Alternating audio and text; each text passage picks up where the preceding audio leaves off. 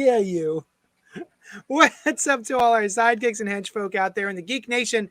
You're currently tuning into the CultPop podcast live stream, aka Spoiler Alert, episode 756, where we review a couple of the past week's comics, as well as talk about some fun pop culture topics for your listening and viewing pleasure. I'm your host, Johnny Destructo of Johnny Destructo's Hero Complex, located at 4327 Main Street, Philadelphia, PA. A super rad shop which caters to nerdy and nerd-adjacent individuals of all shapes and sizes. This is the part in the script where my baby desperately wants to get to the microphone, and I have to fight him off. It's also the part where Noel writes anything, and I will read it out loud. Rejected Superman mottos, truth, justice, and 3 bat books a week. Only you can prevent forest fires. Tricks, treats, and red trunks with a belt. Truth, justice, and the Oxford comma. I love my bye, son, you sad boy, and a better tomorrow. Joining me tonight is Brian Lieb, who has portrayed Flash the best. No, wait, hold on. Let me reread that. Thank you. Brian Lieb. Thank you. Yeah. A question for you. Who has portrayed Flash the best? Who has portrayed Flash the best? Good question. Wait. Yeah. There's parameters. Okay. John Wesley Shipp, Oh, okay. Michael Rosenbaum, Okay. Grant Gustin, or Ezra Miller. Oh, that's a tough call. Specifically because I've seen very little. Well, I guess Ezra Miller was in the Justice League movie. I thought he did a great job as the Flash. Michael Rosenbaum is a classic. Grant Gustin has the live action stuff. I might have to go with Michael Rosenbaum. Now, I loved the John Wesley Shipp series at the time. I've seen it more recently, and it doesn't hold up as well. He does a great Jay Garrick, though, for sure. Yeah. Yeah. I didn't know if you were going to allow Rosenbaum because he played Wally West, whereas the others were all Barry Allen. Sure, but you said Flash. That was the question. Yeah. Well, you know, I have to try and outthink whatever you're going to apply semantics to. That's good. When I ask a question. Yeah. So I wasn't sure if you're going to be like, well, those are all Barry Allens except for one. I'm not to exactly be- sure they're all. Yeah. To be fair, Noel, he did portray Barry Allen in one of the animated movies. Which one? I forget. It might have been. Was it the Flashpoint? No, it wasn't Flashpoint. No, it was before that stuff. It was like it was a Justice League movie. And it might have been the one where I forget what happens, but he does this. They're like, "How far away are you from this?" And he's like, "I'm never far from anywhere." And he's got an exploding bracelet. It was the one based on Tower of Babel, I think. That was Doom. It was Doom. That's cool. But were they clear that he was Wally or Barry? They were. I don't think It's one of the movies where he just. No, they did never- say he was Barry. They did say he was Barry. Oh, okay. Yeah. Yeah, because he was Barry in that one. Yeah. I'll tell you, and I love the. There's so many parts of the Justice League series with the Flash in it that I love that he did the voice for. So, yeah, I think I'll go with Rosenbaum on that one. Also, Thanks. a lot of people's favorite Lex. So. Oh, Yeah. yeah. Len, the Bat Tribble, if You. you could pick any storyline or inspiration, what would you make the next DC animated movie? Ooh, that's an interesting question. Oh, I thought you were gonna give me a compliment and say it was good. Fuck. If I could choose the next DC animated movie from any storyline, it would be the Golden Age, which was goes back to, I believe it was James Robinson. Yes. And I just drew a blank on the artist's name. Rob Here we go. Liefeld. No. Who's the artist? Noah, what's his name again?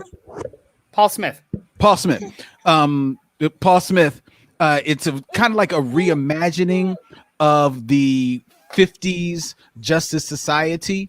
Kind of like, that transition period from the golden age to the silver age of DC.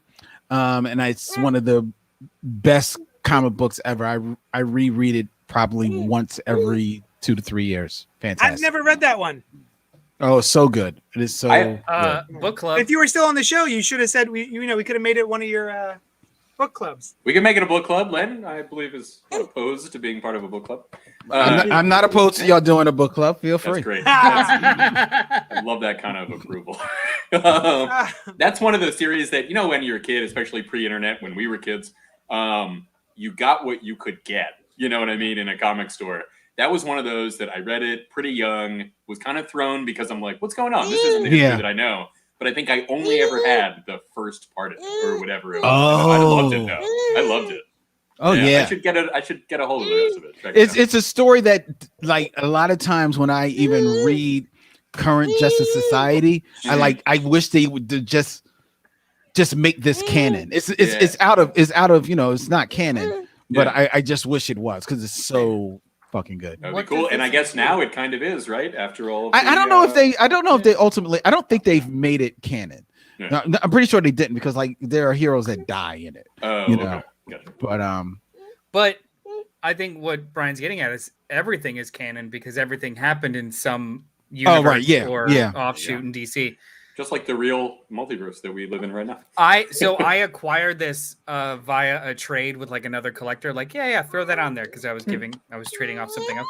Yet to read it, but I was very excited because I went through a James Robinson kick for a little while. So I have Starman just like waiting to read, and then this was one of them too. I was like, I just haven't yet, but I'd go for it. Nice. Yeah, we should do that as a book club. Also joining us is Noel, for better or worse. Anyway, thank you for joining us live on Facebook, YouTube, and Twitch. If you like what we're doing here, please comment, like, subscribe, grunt angrily at my microphone. We have a letter. We have a letter? We have letter? We have a letter. We have we've got one letter. Let's see. Christopher Singh Goodnight says, "Die the last man." So that happened. I know the showrunner is hoping it will get picked up. And JD, I know you were enjoying it, but I hope it stays gone and gets adapted by someone else eventually. Maybe a radio play would work. Jesus. He's so frustrated about Why the Last Man. I'm sorry. My son is almost knocked everything off of my table. And there we go. Holy shit. Batman the Imposter was fantastic. Love the art, but one thing concerns me. In this version of Batman, Leslie Tompkins is boy. Parenting. In this version, never mind. How you guys doing? Good. Do you want to forward that to one of us, and we can read the rest of it, and we'll just vamp? Yeah, because Christopher St. Saucy Goodnight is in the chat, and if he knows that we started his email and not finishing it, there will be all hell to pay. He knows. 2 emails next week. Ooh. Okay. In this version of Batman, Leslie Tompkins is portrayed as a black woman. I don't have a problem with that, but I've been recently made aware of a trope that involves black characters, usually females, being brought in to heal/fix white characters. I don't really have any comment on it other than I just listened to a podcast about it and then noticed it in Ted Lasso and this comic. Chris St. Saucy Goodnight. P.S. Just for you, JD. Okay. What do you think of that? It's the magical black character or magical. What's the phrase?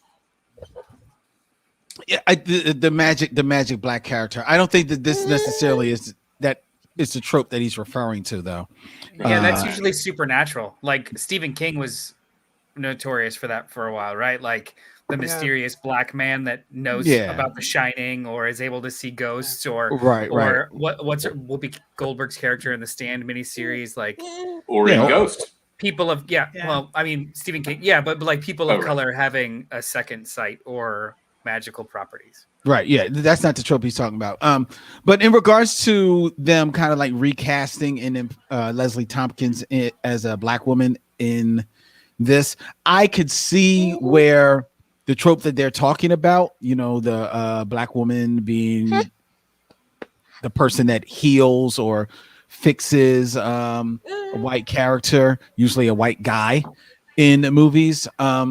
That definitely is a thing, and I can see where this kind of like falls in line with that, certainly. That being said, it happened in the book. It didn't. I bumped against it when they said, "Oh, that's Leslie Tompkins." Like, oh, she's a black woman now. Okay, in whatever universe this Batman is, because I don't know. So, I'm like, all right, and I kept it moving. I didn't really sweat it too much, and I don't think it's wholly germane to the story. It didn't even occur to me, to be honest. Like, at no point was I like, oh, that's supposed to be a white character. It just didn't even. I totally forgot that she was originally white. I was just like, oh, okay, Leslie Tompkins. That's, you know.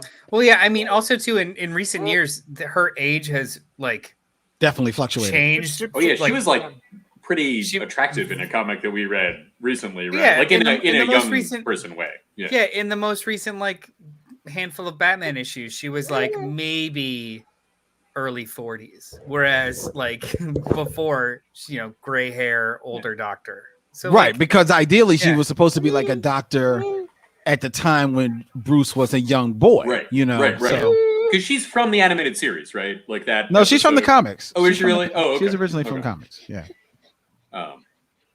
Although those tropes do seem kind of tangentially related, right? Like the person with a kind of unknown power, magic or intellectual, or you know what I mean? Like, well, they seem like they're kind of tangential to each other. The fix-it kind of character? Are you trying to say? Like the Mary Sue, or like a is it reverse lazy MacGuffin? Lazy for it to be a person of color, or is it a trope to make it a person of color? I don't know. I've never really noticed, to be honest with you. People will bring it up, and it's like, okay. I would assume. I was just going to say. I mean, it's the type of thing, with all due respect, that you might not notice, you know, because of who you are, you know. But I've noticed it sometimes. Sometimes you bump up against it because it may feel forced, and sometimes it just doesn't. I think with the character of like Leslie Tompkins, one, because while she is a historic character in Batman lore, she's definitely a tertiary character, despite how long she's been around. And then two, because there's so many different reimaginings of the Batman world, you know, so that for this one, like I said, for her to be, you know, black, okay. She's also already a codified character with a role that she plays. So maybe it seemed you know, if she was a new character who was introduced who was a black woman, you might say like, oh, she fits into that trope. Whereas in this case, it's like, oh, Leslie Tompkins, the character who we already know her role in the Batman universe. I wouldn't even say many people, but that's just it. I don't think many people know of that character. Like, she's not that wildly popular for anybody under the age of 35. I'm gonna disagree with you a little bit of that, because every once in a while they make it a point to bring her back into the storylines in some significant, though still kind of like tertiary way. I'm thinking about, and now this does already have some age on it, but I'm thinking about when Stephanie Brown was briefly Robin. It was Leslie Tompkins, the one that, you know, helped fake her death. That was 20 years ago. I know. It's already. That's not some age. That's 2 decades. Okay, but if that was 20 years ago. Readership is usually like a 7 to 10 year turnover. So if she's not used all the time, she's more malleable. I'm going back 20 years. I would venture to guess that she's probably been used with again once or twice, or probably 4 times. Well, the one we were just talking about, right. Where she was like a young 40s kind of. We just like she just showed up. She was with Harper Row and stuff. It was like a backup. Yeah. But question. We all remember it well. We all remember. It was during the early Tinian run that was like didn't know he was on the book for long term yet. So like a lot of the stories were just truncated and smashed together. But and she was introduced in Gotham. I think Leslie Tompkins' character was on Gotham. Question. Related but not related. Has everybody here seen Lovecraft Country? I have not seen it. Yes. Not to spoil the ending, but the ending itself, I always kind of appreciated. I did appreciate the last like kind of bit where they took that trope of the magical black or person of color character and literally made it part of the climax where now only I was like, oh, that's perfect. But then I felt like I was the only person in the room when we were watching it that kind of understood the complexity of that, because in horror and popular supernatural culture, it is a trope. So they literally like leaned into it. I was like, this is super cool. But anyway. That's because with the people in this room and your lovely wife notwithstanding, most of the people you hang out with aren't as smart as you know. Well, I mean, aren't as cool. Oh, thank you. I mean, thank you. Why does he keep taking shots at me? I said notwithstanding. Notwithstanding people in this room.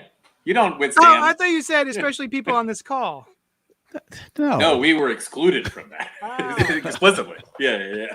I believe I was watching. I was in the room with two of the people in this call. Did we finish? Did we watch it together, JD? I think so. Oh wait, it was pandemic, and we just like did virtual meetups afterwards. But either way, I'm smarter than the cat, and he was there. Yeah, I've always said. Why did Dan H comment Morena Baccarin? Oh, I think she played Leslie Tompkins. She played Leslie Tompkins. That'd be my guess. Yes. Oh. Right, well, thanks for the email. Yeah, she was a brown. She's a brown lady. Brown lady. Thanks for the email, Chris Ain't Saucy. I don't know why you would. Oh, I hope they don't find a new home. Why just let people who want to watch it? Well, so that's what I thought at the beginning of what he said. I was like, hey, why not? But I think he said that to say, and I want somebody else to do it. Like, to do a different way. Like, he hopes for more from Why the Last Man. Gotcha. If I felt strongly about the show in either direction, I rationally understand what he's trying to say. Like, as long as this one is going on, they'll never reboot it or something else.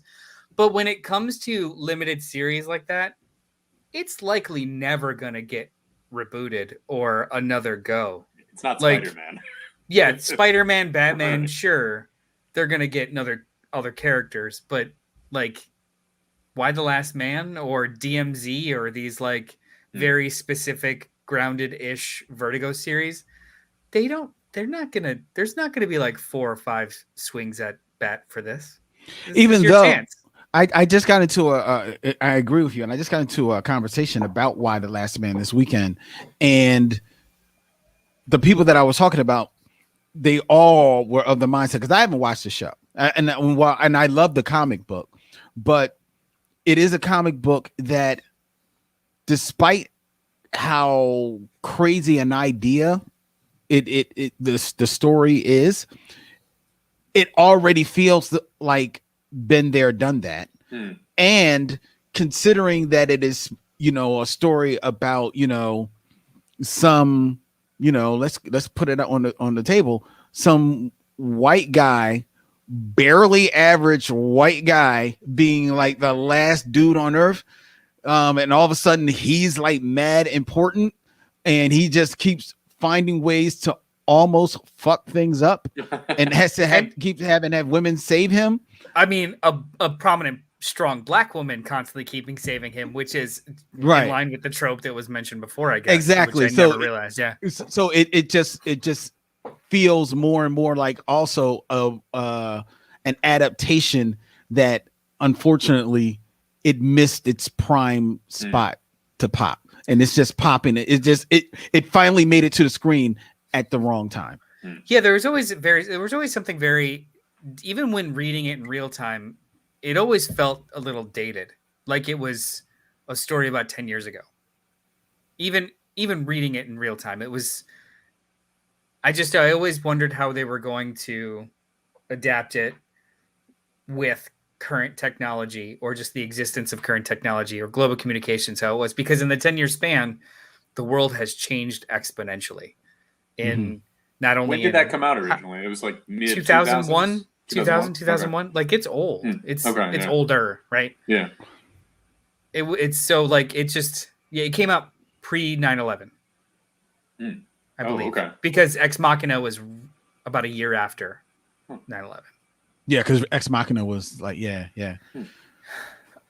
So I always kind of wondered, or was weirded out by how it was going to be adapted in general. Like, you would have to completely change very large swaths of the show unless you placed it in in that time. 2000. Oh, right. Right. Yeah. And did they do that or no? I only saw the first episode. Oh, They okay. did kinda, I guess. I don't know. Okay. I haven't really. I don't think they make it very clear. Right. Yeah. Hey, can we for a second? Speaking of adaptations, I just saw Gwendolyn Christie's first poster as Lucifer and Sandman. Huh. Looking good. Like, Nice. I should read that someday. yeah, you should. When's the show gonna come out? I don't know. I'm not sure. Maybe if I'll they try released and it, read but, like yeah. a chunk of it before that. My partner on the Michelle mission, Vincent, Mhm. he was like, he saw like, you know, some kind of like story, or I guess maybe like pictures from the Sandman, you Mhm. know, that they're doing. And he was like, and he's a huge comic book guy. Hmm. So he was like, I guess I really need to just sit down and read Sandman. And he's one of those guys, like, you know, didn't want to give into the hype or anything like that. So he sat down at the microphone and he was like, so I figured I got to sit down and watch this, read this Sandman. This shit is pretty good. Cool. I want one of those moments. I like, because I've been resisting it for fucking decades. Yeah. Always feeling like it's either some at low points I felt like it was insufferable and or pompous, and at high points it feels impenetrable and or because everyone talks about it in such a high manner where it's like Mhm. I don't want that. It's like all of the praise is actually that's amazing. I just want that. I'll tell you what though. I All of the praise is more damning than anything else because people will not stop. It's like they're chasing me. Like read it 5 times. You'll get it the 6th time better. Like calm the fuck down. just once, I think is just start with one time, and then if you like it, read it again. but I have it and I will. It's just Why does he sound like he sounds like a Chewbacca baby? working on his impressions. It's good. Life Day's he wants that microphone in So his bad. mouth. I'll tell you, it took me a while to realize as a kid who didn't like doing what other people did, or as a young adult, like, oh no, to be truly individual is to do whatever you want, even if everybody else in the world is doing it too. But I mean, I don't wouldn't get have that. appreciated it though. Like Oh, okay. I wouldn't have wanted to read it. Like I was in the crux of other things that For sure. were more for color. It's just like how in college I could not get enough of tiny art house movies. Couldn't get enough of them. Felt like they were just fulfilling my life. Now Yeah. I don't care to watch anymore. Yeah. Well, that can happen too. just There's don't. definitely stuff that I was like, oh my So god, it's- this is the Yeah. God's honest, But, The yeah. pendulum swings, and right Yeah. now I'm probably in a better headspace to read Sandman than I ever was. Oh, sweet. 15, and 20 you liked years the beginning of Lucifer. Yeah, You I liked really that, liked Lucifer. Yeah, so yeah. Cool. And I'm glad your Michelle Mission partner is into it too. That's cool. It's nice when you can. How You how far expect that along it is looks great. how far along is Vincent? Do you know? I think he said he's into like the 3rd or 4th trade. Oh, now we're talking. That's It's too like far. I was gonna be like, I'll pace with him, but no, it's too far. Any excuse. He's too far. Yeah, it's too far. I can't. I can't catch up. Another 20 years. I got a bunch of other things I'm reading right now. I'm in the 2nd arc of Fables. Yeah. All right, All these books Batman each the week. Imposter #1, DC Comics, written by Matt Tomlin with art by Andrea Sorrentino. Bruce Wayne's mission as the Batman has only been underway for a year or so, but he can tell he's making a difference. Unfortunately, he's made some powerful enemies. All the traditional power brokers of Gotham reset the disruption the Batman has brought to town, and it seems resent, not resent. They He resent. sent it right back. Yeah. I'll take your disruption and send it right back to you. Resent the disruption the Batman has brought to a town, and it seems that one of them has a plan to neutralize him. There's a second Batman haunting Gotham's rooftops and alleys, and this one has no qualms about murdering criminals live and on tape. With the entire might of the Gotham City Police Department and Gotham's rich and powerful coming down on his head, Batman must find this imposter and somehow clear his name. But how can Jesus. you prove your innocence from behind? It's mask? a 45 paragraph. What is this blog piece intro that you? Well, I kind of enjoyed it, but I got to the 10th page and Leslie Tompkins wasn't white, so I threw it across the room. Sure. And that was on your tablet, right? Yeah, I have a physical copy of this. I needed to make sure that I could burn it. No, this was cool. I liked it. I actually really liked it. Yeah. I was surprised because I picked it up and I was like, I don't care about Andrea Sorrentino. This is some of Andrea Sorrentino's best recent work. This is a really good looking book. I really liked how he set this up. I don't think I've ever seen this kind of panel usage focus. This is page 14. It's all in red and black, and he's like breaking some crook's arm. Well, I don't know if he's a crook, but he's breaking somebody's arm. And it's probably just a waiter. He's a regular guy. But he's a valet. Yeah, not for long. And he's got there's a jagged black and white panel that shows the break. The break. Yeah. That's very cool. Yeah, there's a lot of really cool tricks in this. Yeah. Yeah, it's a very cool cinematic book. I enjoyed it. This story. Wow, is Batman there? It's almost kind of got like not a Gotham Central vibe, but as opposed to being focused on the police of Gotham, this is focused on Gotham, the city, truly, because it gets into the healthcare with Leslie Tompkins. It gets into the police. It also gets into the 1% of Gotham, which I thought was definitely, talked about a little bit, but this is certainly more focused and more drawn out. There's some good action. There's good panel layout. The art is very evocative. I found it enjoyable, and despite it being not a small book, the pacing of it was good. It wasn't a slog to get through at all. I had a little bit of a quibble in that when Bruce Wayne is depicted a little younger, so it makes me think that is he supposed to be, or at least he looks younger, so it gave me an impression that maybe this is earlier in his career. It's his second year. Okay, so I dug it. It was pretty cool. There's one thing that bothers me, and it's this page where it really drives home how dangerous Batman's techniques are. Well, but that's what the whole book is about, though. That's what the whole book is about, and I like that. I like that, looking at it from a different point of view. And even the cop even mentions it. Hey, you're always thinking about how Batman is affecting crime. What about if Batman is actually, a tool of the 1%, to like some kind of like insurance scam or anything like that. I peeped just looking at it from a different angle. It kind of reminds me of, so Batman, I think, is in the same archetype as a very new archetype as Robin Hood, right? Mm-hmm. And it reminds me of how Robin Hood, the story, has been gone through cycles of being a champion for the undertrodden. And then later, when the royalty was into it, he was kind of framed a little differently. And I don't know the specifics on that, but it's something that I read about from somebody who is more of a Robin Hood expert than I. And it's interesting how stories are malleable in that way. Yeah.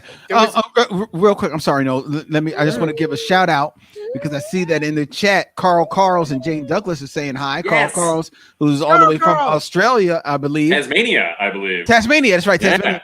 What's up, Carl? Dude. How you doing, Carl? Hey, Carl. I think Carl is actually finally leading me in a game of Words with Friends. So what's up, Carl? I will be dropping a 7-letter join on you in a moment. So you guys are the only two people that still play that. I completely forgot about that. Yeah, I play it with a bunch of people. The hell with you, Noel. Not us, but it's fine. Zach Hilton comments, can't wait to hear your thoughts on Immortal Hulk 50. You will have to wait. Yeah. a long time. I haven't read probably Immortal Hulk since like the early teens. I'm on like 30. It's gonna be a bit. Yeah. Sorry, Zach. And I will. I will. Yeah, I will. There was some Andrea Sorrentino stuff that I didn't really like too much in this book that kind of took me out. Basically, Bruce Wayne. Bruce Wayne's face shifts so many times to the point where I think there's a scene towards the end where I didn't know it was him. I didn't either. Have the bandages anymore. I'm like, oh, this woman is. Where does this woman play in the story? But it's really just Bruce in a hoodie. I'm like, that's a male. That one's Robert Pattinson at the bottom of the page. Yeah. And later in the book, he looks like an Asian man. Yeah, his face just shifts constantly in this book. That is true. And like if you're gonna use a model swipe, use the same model. Yeah. Yeah, or don't. And if you can't get all enough pictures for your swiping, then yeah. But then look at this double page spread. This is awesome. What I loved the most about this is that it was actually a detective story. And it's about a detective and Batman at the same time coming to the same kind of, or like going over the same clues. This is cool. This is a really, really fun book. And this guy, Mattson Tomlin, is the screenwriter for The Batman. And there we go. Or one of the screenwriters. And he was also just hired to do the Berserker adaptation. Oh, yeah? Cool. Yeah. Watch out, Breeze. Breeze Kicker. Yeah. I think it was really shocking at the end here, like when Andrea Sorrentino kind of drew Bruce Wayne looking like an Asian female cop. And I was like, that does not look anything like the way he looked earlier. Yeah, if you go to the page before that, you like when he's like sitting looking at his clues. Yeah. Like who, I didn't know that was Bruce Wayne until the next page. Yeah, I will say that. Yeah, that was also, it's kind of weird that he is barefoot. I don't know why, but it just seems weird. Well, it's year two. Yeah. Year two, I'll give before he could afford good moccasins. Fat shoes. Hal 2814 comments. Can't wait to hear y'all thoughts on DC FanDome. That is coming up. You will have to wait, but not as long as Zach Hilton. Yeah. All right. Who read Batman 89 number 3? I did. Oh, okay, cool. Batman 89 number 3, DC Comics, written by Sam Hamm, the screenwriter of Tim Burton's Batman 1989, with art by Joe Quinones. As the fire rages at Royal Auto, Harvey Dent lies trapped inside, unconscious and in danger. Can Bruce Wayne get to Harvey in time, or will the DA leave burned in more ways than one? Like maybe two ways, probably. That is more.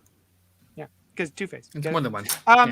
I only read the first issue of Batman 89, number 1, and I was not able to catch up. What did you guys think of number 3? Len. Here's what I think of this. The more I get into this book as well as Superman 78, less so with Superman, but certainly with this book, you know how we've often talked about how writers, especially when they come from another medium, whether it be movies or novels or whatever, make their way into comic books, and it takes a while for them to learn the language of how to write a comic book. Yeah. I didn't want to believe that would be the issue with the artists on these books, learning how to draw a story in a comic book form, because both of these comics, but especially Batman 89, has no idea how to pace out a comic book. Scenes jump all over the place. There's no kind of visual clues as to which way we are going. The colorist is not helping at all, because the colorist is basically just painting a coloring book, as far, in my eyes. And the story, while I appreciate the focus on, the focus on Harvey Dent, because their focus is on somebody else besides the Joker, but I guess they had to because it's in that universe. He did. Right, and they're doing Plus, something. Harvey Dent is like the big missed thing from Batman. Right, and he's the big miss yeah. thing, you know, Yeah. and it's kind of cool that they've got, you know, the Billy D. Williams likeness on it and everything. So it's cool from that aspect. Outside of that, I half the time I'm unsure of exactly what the hell's going on, and when I find out what's going on, I don't care what the hell's going on. It's just all over the freaking place, man, and I find it sometimes so hard to stay tuned to what's happening, that I just wind up like not caring. The art is not bad, but again, art is not all about the drawing. It's all about your ability to tell the freaking story. And I think the storytelling here is muddled all over the place to the point where I just cannot enjoy it. I do not find this book enjoyable at all. What a shame, isn't it? I disagree. So I didn't like the first issue of this. I thought it was just fan service and boring. But I read 2 and 3 next to each other, and for some reason, in the halfway through the second issue, where you mentioned the screenwriter and the artist, just it doesn't read like a comic book so much as cutscenes. For some reason, she's in this.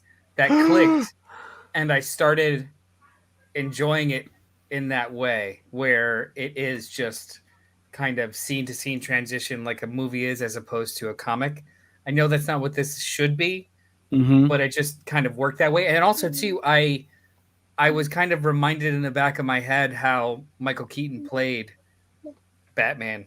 Who he was aloof and he was jokey-ish, and he wasn't perfect. Like he does a couple of things in these books that are like, oh, that's right. He wasn't like a super martial art guy. He was more of like a lumbering figure, and it just started to work. But then what really sold me was how they did Harvey Dent, how they're doing Two-Face, creating this notion inside of his head of alternate realities. And if this didn't happen, then this would have happened. If this didn't happen, then this would have happened. And him, instead of having dual personalities or some sort of disorder that's triggered, he actually has a voice in his head that is talking about quantum mechanics and alternate universes. And I'm like, that's a really, really cool screenwriter trick that isn't the same exact retread of the origin that's already told. So I don't know, it just kind of grabbed me a little bit more. I don't think that this is an A+ book as much as I wanted it to be, but it's getting better than it started. See, progressing uphill. I see you on the whole cutscenes thing, and I know you mentioned that that is kind of like the same read with the Superman book, and the pacing, right, and I feel it in the Superman book, but I think that's also because that book, while I think its storytelling is not 100% comic driven, like typical comics, the storytelling is paced out enough that you can feel what they're going for. You can feel the cutscenes of it. Also, in that book, the dialogue is sparser. This book is text heavy, so it almost is a little bit overwritten. You know what I'm saying? Of the two, the Superman 78 one is more successful in what it's attempting to do. They handle the cutscenes, but they handle the pacing better. This one, I don't know. It started at a like a C- for me, and now it's a B-. So it was just like, oh, it's getting better. Do I think it's great? No, I just really like what they're doing with Harvey Dent, and I really do not think in any way, shape, or form it would have worked in film. I don't think I've ever. What? I disagree. I think that. Well, I forgive me, but I've never seen Billy D. Williams pull stuff like that off in film that they're asking of here. Oh no, you're right. He couldn't have pulled it off from an acting standpoint. I'm talking about Billy D. Williams. But the story itself Oh yeah, could have sure. worked. And But, to be in to be fair, continuity, no. to be fair of Billy D. Williams, I've watched, because it's what I do on my other show. I've watched a fair amount of Billy D. Williams movies. He's not the strongest actor, and despite his appearance, and he's an outstanding looking man, he doesn't have a super magnetic presence. But to be, in all fairness to him, I don't think he's ever. I've never seen him given much of a script to rock with. You know what I'm saying? So he's never been challenged, is what you're saying. Exactly. And who's to say that especially at this time in his career in 1989, when he probably was looking to make that shift into more character stuff, if given a meaty role, that he wouldn't have like really leaned into it. So in fairness to him, he might have been able to pull it off. Yeah, as I'm enjoying the story, and like, oh, that's a really cool way to take Harvey Dent. There was a couple of parts in here where I was just like, I see it's Billy D. Williams. In no part of my brain can I imagine Billy D. Williams reciting these lines and pulling off. Not even in so much as talent associated with it, just so much as I've never seen him come close to this tone. But to be fair to you, and what he's chosen, how much of Billy D. Williams have you seen? Have you really only seen him primarily in Star Wars? No, I've seen him in a bunch of stuff. My mom was obsessed with oh, that's right. I forgot your mom liked the brand. I forgot about your mama. Yeah, I know how your mama. How could you? No, there's a lot of like 70s and 80s movies. What's up, Miss Bartolchi? How you doing, baby? There's a lot of 70s, 80s movies that he was always in. That See you at the wedding, names, baby. But I've seen him.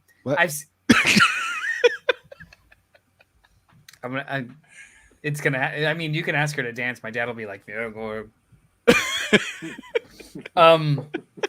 I've seen him in tons of stuff, but it's always been.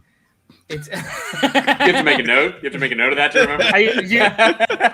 You forgot about my mother. I've only ever seen him. I've mostly only ever seen him play to type. Never very vulnerable. Always very kind of swaggered. Yeah. Always more charismatic or charming. Which Harvey Dent is.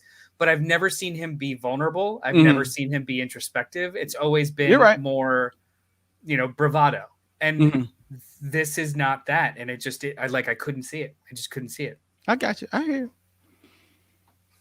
But who knows? With any actor, there's always like, the role that might surprise you or whatever. That's like true. Glenn was getting at. Like maybe he just wasn't given what because people do get typecast.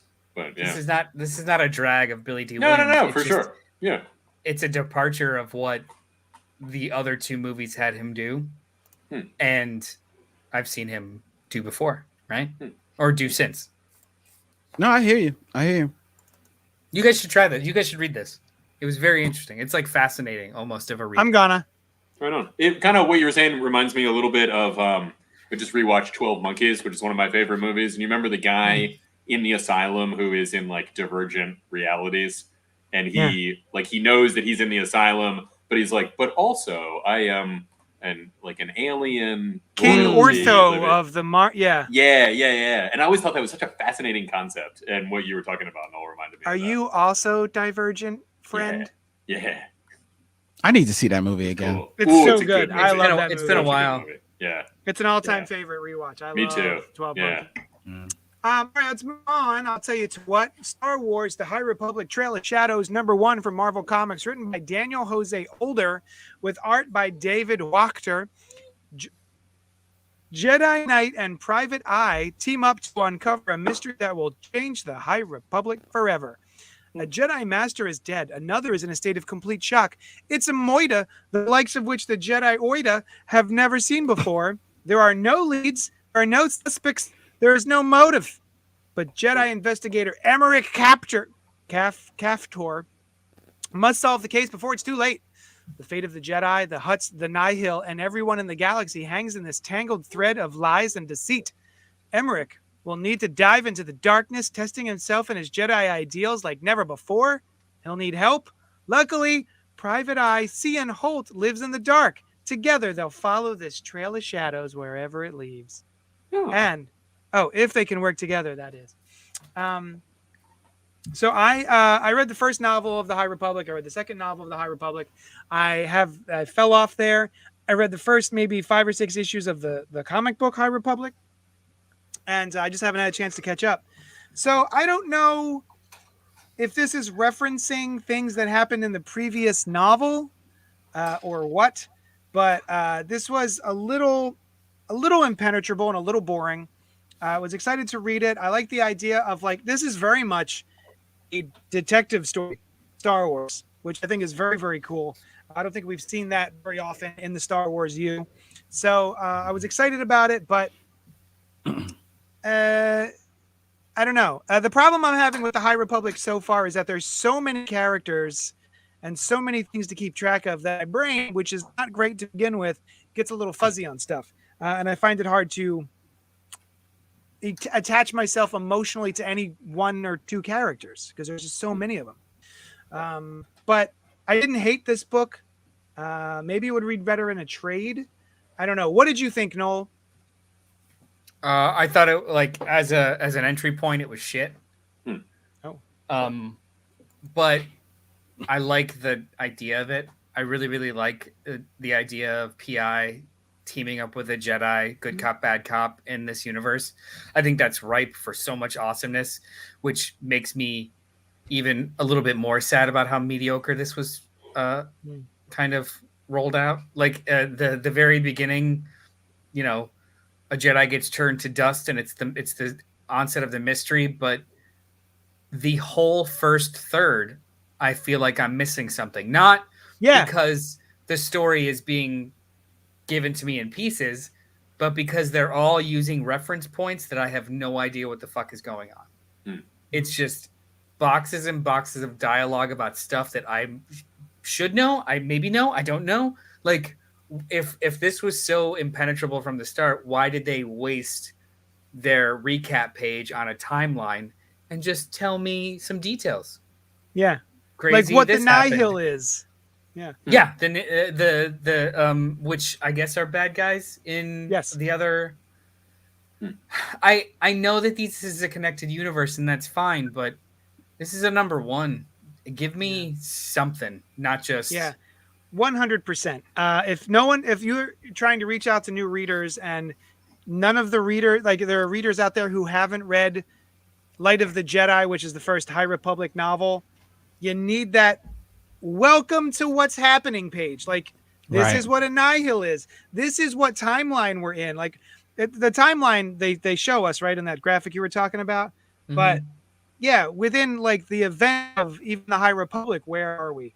How is this at all connected to the other book? I only read 3 issues of it, but there's 3 other comics, 2 or 3 novels, YA books. Where is this? Where does this fit in there? Just kind of give me something. I don't know. And that's their deal, right? That's what they're trying to do is have a multimedia, multi-platform story where they're all interconnected, but you theoretically don't have to read all of them. Yeah. That what you guys are talking about, I didn't get to it, but what you guys are talking about is make or break for that kind of thing. If you want to cross media, then you've got to make it so that people who don't read the other form of your story are into it anyway. The back half of this book was much stronger. Yes. As soon as I got footing, but I put this book down and then read something else and then got back to it like it was a chore. Enjoyed the second half a lot more, but it was for 20 pages, it took too long. It was rough. It was disappointing, but I really, really like this grizzled Jedi character with his droid, his shoulder droid. That's awesome. I'm really intrigued by the PI, this woman who seems to have died already. There's a lot of really good. I don't think she's dead. She'll be all right. No, of course not. She's co-lead, but yeah. But there's a lot of really great story crumbs. It's just it was a slog to get to them, which overall disappoints me. Agreed. Basically, there is a Jedi who has been murdered in a way that they have no idea how he died. And then he wound up just turning to dust and blowing away. And meanwhile, people are remembering an old, what is that, like a lullaby? nursery rhyme? Like a nursery rhyme. Yeah, that ends with turn to dust. Turn to dust. Oh. So it's sort of, the clue is in there for some reason. We're not entirely sure why. But that's basically it's got like folklore-y kind of supernatural tinges to it, which is really, really cool, or at least in like a unknown known fear kind of way, which is not normal or not trope in a Star Wars story, especially involving Jedi, who are usually the smartest people in the room. So there's so many pluses or like good things in the awesome column. It's a rough first issue. I'm hoping it's just a rough first issue though. Like maybe this will be a great full story, but like it's referencing the Battle of Grizzle, and I don't know what that is. So I don't know if the Battle of Grizzle actually happened in another one of the High Republic novels. Like I don't know what this battle is. Also, why are they surprised? Like somebody died in a battle. Well, he turned to he turned into stone and then just disappeared into this. What I don't know if it frustrates me or makes me happy that I've only read like 3 issues of the main comic. That's it, and I don't know what's going on. You've read 2 prose novels, twice as many issues, and work at a comic shop full time, and you were still confused as I. Yeah. Is that good or is that more frustrating? Yeah. To be fair, I didn't read, like maybe there was a lead into this and I just didn't read it yet. I haven't gotten to it, you know? Yeah, but Noel makes a good point. No, I'm not disagreeing with him. Yeah. If there was a lead in, then what, like issues 9 and 10 of the High Republic? I don't know. Anyway. I like this alien that's got his mouth on top of his eyes. That's cool. You don't see that a lot. Spooky, yeah. Yeah. My point is like I didn't finish the High Republic series, so I don't know if maybe that ended on a cliffhanger with the Battle of Grizzle. Do you know what I mean? Yeah. So, did anyone else read this? Well, not me. No. Yeah. Okay. What about ETER number 1? What about? I read it. Are you the only one? Am I the only one that read that? I read it. Javier Pulido. ETER number 1 by AWA Upshot, written by Jeff McComsey, Dan Panosian, with art by Javier Pulido and Sean Crystal.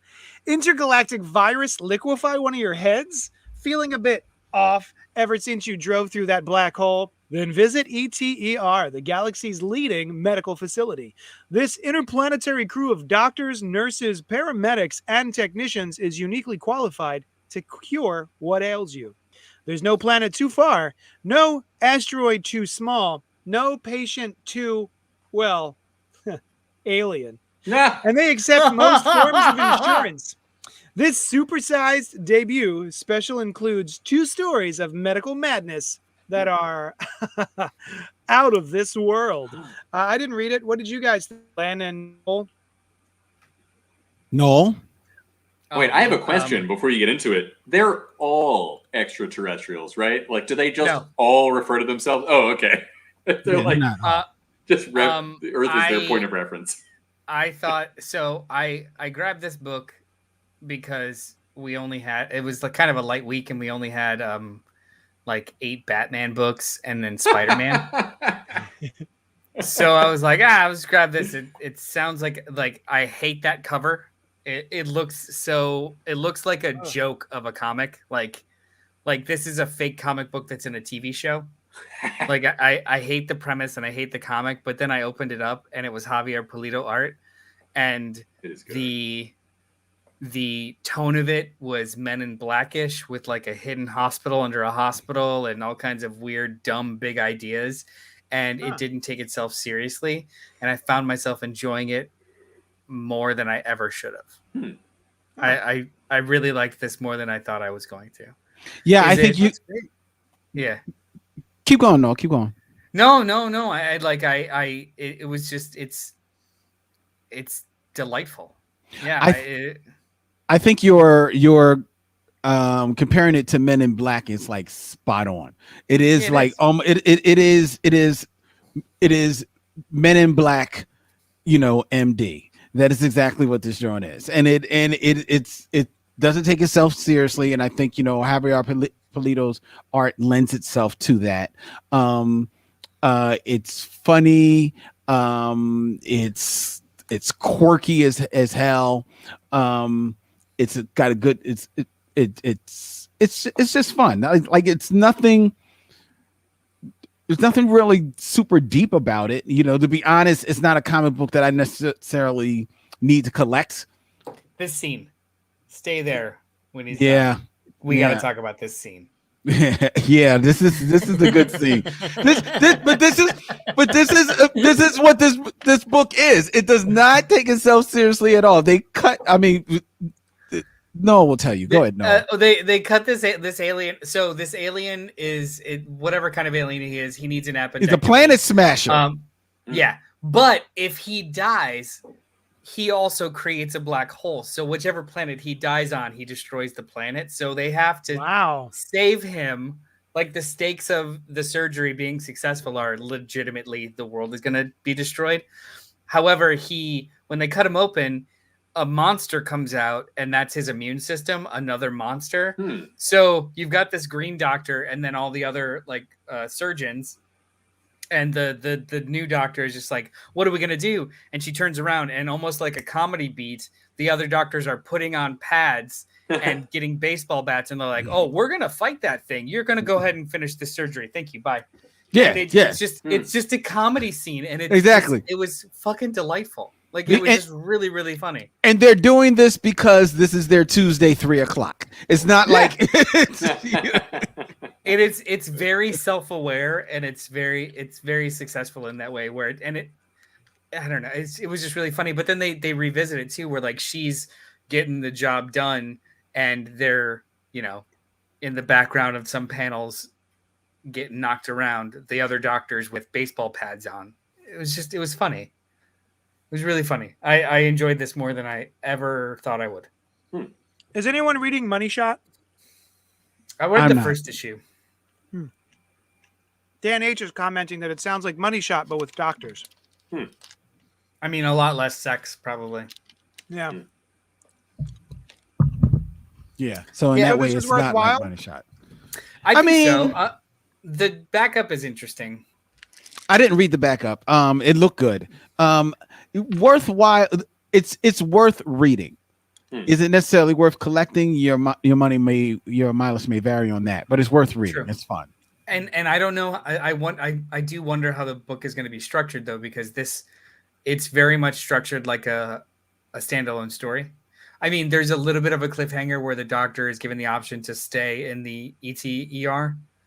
But other than that, it's one case, almost like a procedural, almost like it worked like a pilot of a television show for a doctor show. Right.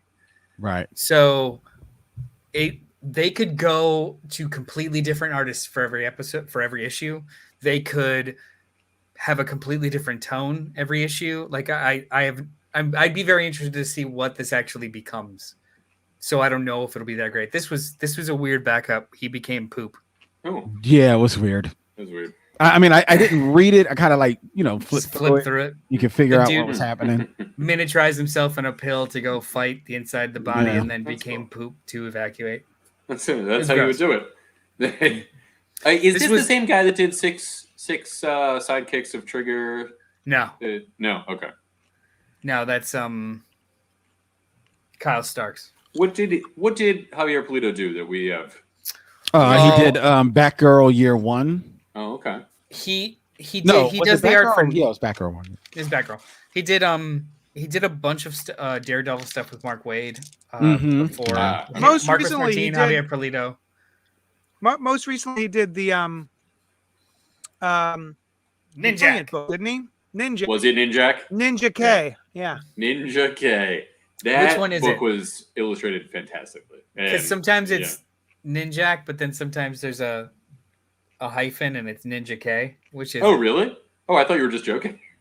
No, Ninja Oh. Ninjak is actually like the 007, right? So Ninja K, Ninja L, Ninja M. Oh, interesting. I want to read a book about ninjas. I would never read that. I would Oh, no. I would never read that. I would throw that across the room. What about Ninja? About like Lockjaw? Yeah. Ninja with Lockjaw?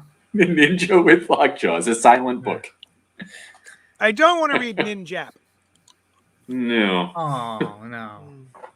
No. Spider-Man let's came move out on today. Hey, it was Amazing Spider-Man number 76, Marvel Comics, Zeb Wells, Patrick Gleason. Ah, shit. The unthinkable has happened. Yeah. That's the best solicitation this whole week. End scene. Who else read this besides JD and I? I read it. You sound excited. Oh, it's written all over my face. No, what I did thought you this think? was fine. It was cute. I mean, everything was. I liked the relationship between the two of them better. The two of them meaning Ben and Peter. It left me super cold last week, and this week it was nice. Yeah. So I like that. The art was fantastic. Just Patrick Gleason's awesome on this book. Just the art was fantastic. Everything else, I've got like a real wait and see vibe on it. Like, ooh, Peter's dead again, or he's gonna die again, or in a coma, or his body's protecting himself, cocooned or something. I don't know. They'll come up with some sort of spider analogy for what's happening to him.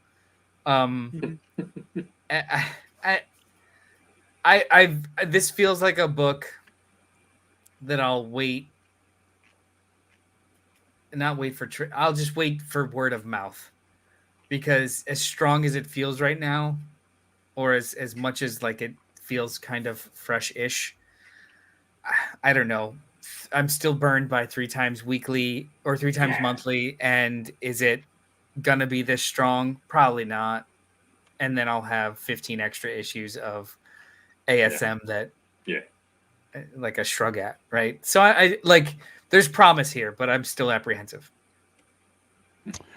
Well, I mean, after watching, 75 issues, I didn't read all 75 issues, but checking in here, there are 75 issues of Nick Spencer's run on Spider-Man. Was right? It was Nick Spencer, right? Yeah. And the tortured soul that he mess that he made of Peter Parker's life.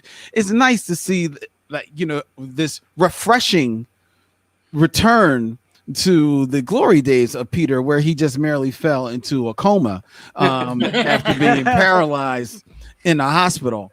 I was like, oh God. I mean, I'm sorry.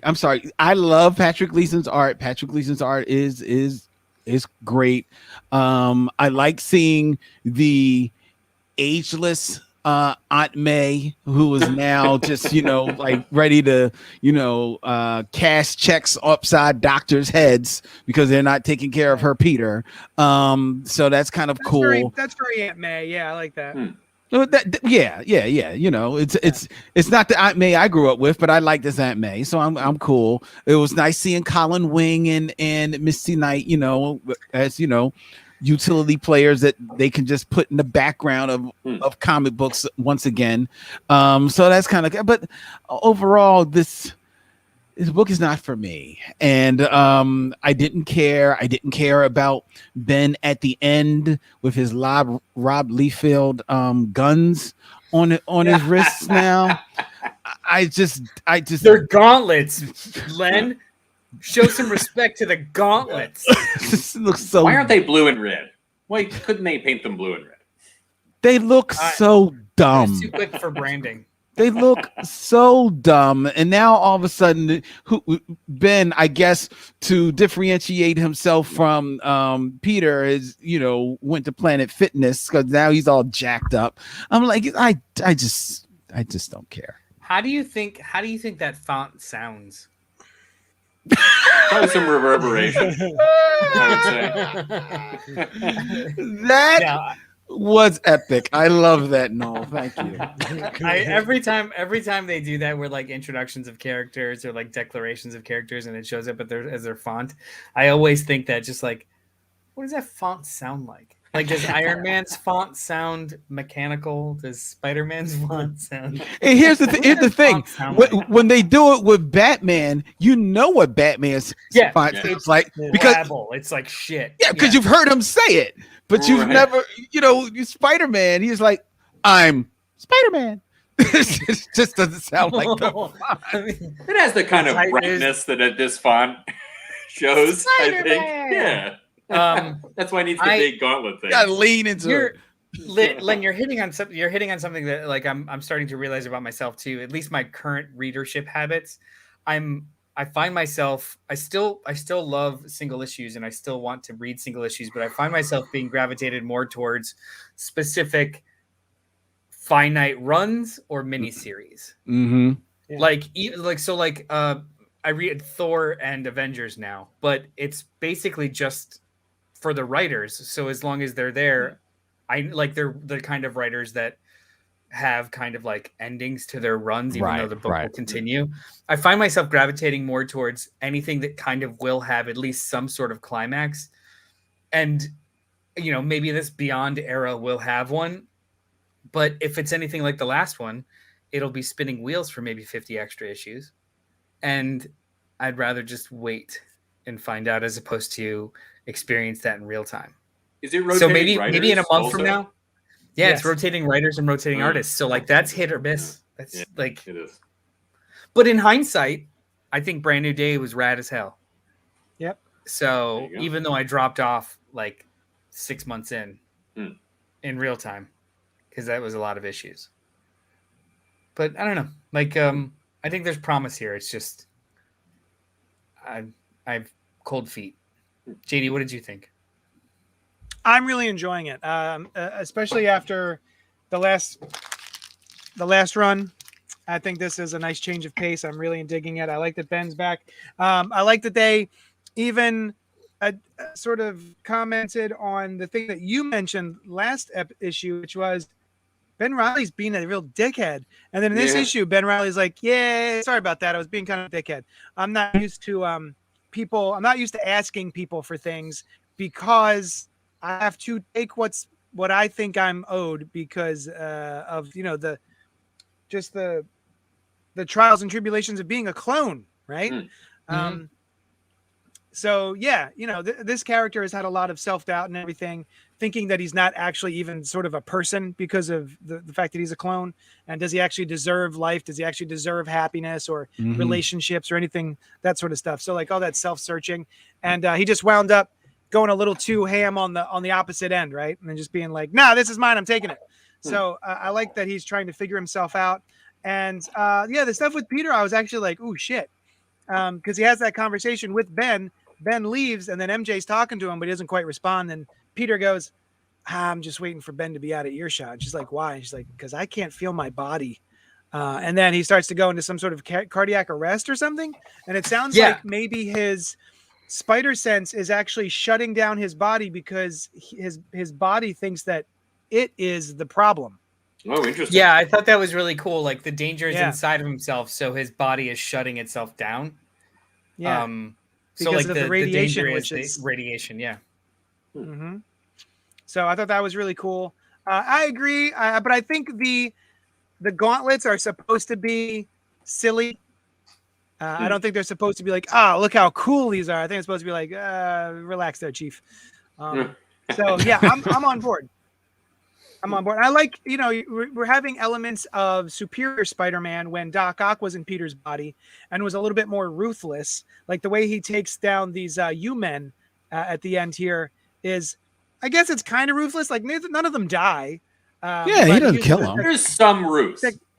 It's not without its not Ruth. Without Ruth. Yeah.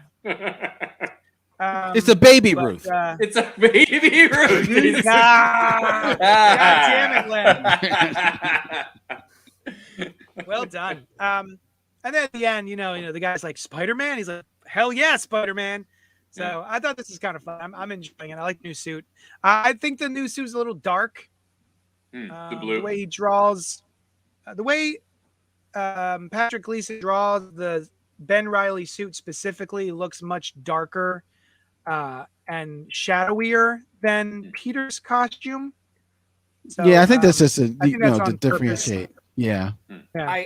I am interested / fascinated in the Beyond Corporation more than like the characters. Just what is the angle of Beyond? Mhm. I did think that was cool. The backup issue, the backup story from the last issue, the psychologist they have him seeing, the main scientist. There's something unsaid, which to me is a relatively intriguing mystery that I'd like to know more about. It's just the superheroics in the front. We'll see. I'm definitely gonna stick with it because I'm contractually obligated. Now Hey, I have you a know what? question Oh my for god. Len specifically. Len, Yes. can you explain this patreon.com / Johnny Destructo stuff? Well, Patreon is a website that for years has been Can catering you go back a little farther? for years plus one, Okay. where it's been catering to artistic and creative types who are looking for a way to reach out to their audience to see if their audience would be interested in helping facilitate their artistry by donating and becoming more or less subscribers to their artistic endeavors. And do with us. well, it has to do with us because through our leader Johnny Destructo, aka Jados up there, people can go to patreon.com / Johnny Destructo and become a subscriber or patron of the Cult Pop Podcast Network, which helps keep the podcast free, what helps us maintain any type of streaming fees and things of that nature, and keep the equipment up and running at all of these 4 different places. And by becoming patrons of the Cult Pop Network, they are also become in line for stickers as in thanks for their contributing to the welfare of the network and the show, as well as some other little thingamadoodles and accoutrements and What's collaterals. the sticker tier, Len? Well, I have yet to make it. So Okay. right soon, though, the sticker tier will be you pay a monthly fee for the Patreon, and I will design and print new stickers every month, and I will send you a new sticker. It'll probably be like $5. But yeah, this is the new one that I just did, and it's from What We Do in the Shadows. And the quote is, "I became a vampire to suck blood and to fuck forever." So I thought this would be fun. JD, I like the O's are little drops of blood. I didn't notice that when I saw it before. That's cool. Well, up there is the drops of blood, but then the fuck is a little heart. That's nice. Also involving blood. Yeah. So yeah. Pumping it. Well done, Len. Thank you. Better than I could ever do it, as usual. And before we continue on, I just want to take this moment, so I don't want to wait all the way to the end, to just let the audience out there know that tonight will be my last night here on the Cult Pop Network. Spoiler alert show. It has been a fun, I don't know, like a whole lot of years sitting here busting up with these guys. But I've got to step out and take care of some other projects and things, but I will definitely come back time to time to sit in and chat about comic books. Well, not so much comic books, but other stuff that we want to get in on, and I'm sure they'll find their way to my studio eventually, and that would be cool. Maybe you'll do a gutter talk and not mind if we are on it. More than well, I wouldn't do gutter talk without you guys. I wouldn't do that. No, I wouldn't do that. No. So thank you for all of you making me welcome here, you guys, and all of you fans out there. I appreciate each and every one of you, and thanks. Well, thank you, Len. I really enjoyed it, and I'm sorry to see you go, but I'm happy that you're onto some cool stuff. Thank you. Yeah. I mean, but it is a bummer because I like seeing you every week. Because I'm optimistic because I know that Len can't shake me. You did try. You're not fucking going anywhere. Yeah, this was not a surprise when you posted that last night in our thread. Yeah, that makes sense. I get it. Very busy fella, always working on the next big thing. Very excited to see what you have coming down the pipeline, and we're gonna miss the. Oh wait, hold on. You want to curse on record? Will you still do whatever holiday show we end up doing with us? Yes. We have to do the drinking. We have to do the at least that for annual things. Yes, I will be here. I heard him say the holiday show. So any holiday that we do a show for. Yeah. Well, we had ambitions. We had these wild ambitions. We sure did. About like quarterly holiday shows and book club and stuff. We were planning Arbor Day. We can barely read all the books. So we're just here for friendship and invite everyone around. And the next time you're on, Len, I'll cry. Wait, why would you cry when you're on? That's rude. Because it'll From remind me happiness, probably. It'll remind me of what I'm missing. Like I'm really good at compartmentalizing until it's right there. Cool. I'm glad you liked that holiday thing. Yeah, you like that? Yeah. Get them on record. Oh, what are Len and Noel had written in the notes? Len, parting advice for nerds. What are at least 3 things that a good fan should know / do / abide by? Wait a minute. What? Go. Wait a minute. I'm not sure I understood the question. Okay. So I wanted you to impart wisdom. Okay. Okay. Like the magic black character in the show. If imparts magical black wisdom on us. Sure. Yeah. I honestly don't understand. What is the question that you're asking? If you I would like you to give the listeners and watchers at least 3 pieces of advice in regards to what it's like to be a responsible or open fan. Things you should do, things you should know, or things you should abide by. Oh, okay. What you should, number 1 is that whatever you are a fan of, then learn all about it. Through truly engage with it. Read up on it, read its history, just get involved with it, because that will deeper your appreciation of it. And it'll just make you enjoy it that much more. That's number 1. The other 2 is to be open to people who also like what you like. Ooh. No matter from what walk of life they come from, be open to receiving them. It doesn't mean that you're necessarily going to fuck with everybody, because there may be a little bit of a disconnect, but be open to that opportunity, be open to that conversation, be open to that moment of meeting them, because that also can become very, very, very rewarding. One of the most rewarding things about doing Black Tribbles for 10 years was going to conventions and having people come up to us and, from all over the fucking country, the world even, and just saying, like, I found your show, and it's like, it was nice to just find somebody who shared one aspect of what I liked, and I didn't think anybody else did. And it was like, and people would come up to us like bawling and crying, and it was like, and you just receive that because you don't see yourself in that place. We got to be open to that. And then the third thing is that, and I mean this with all sincerity, is that,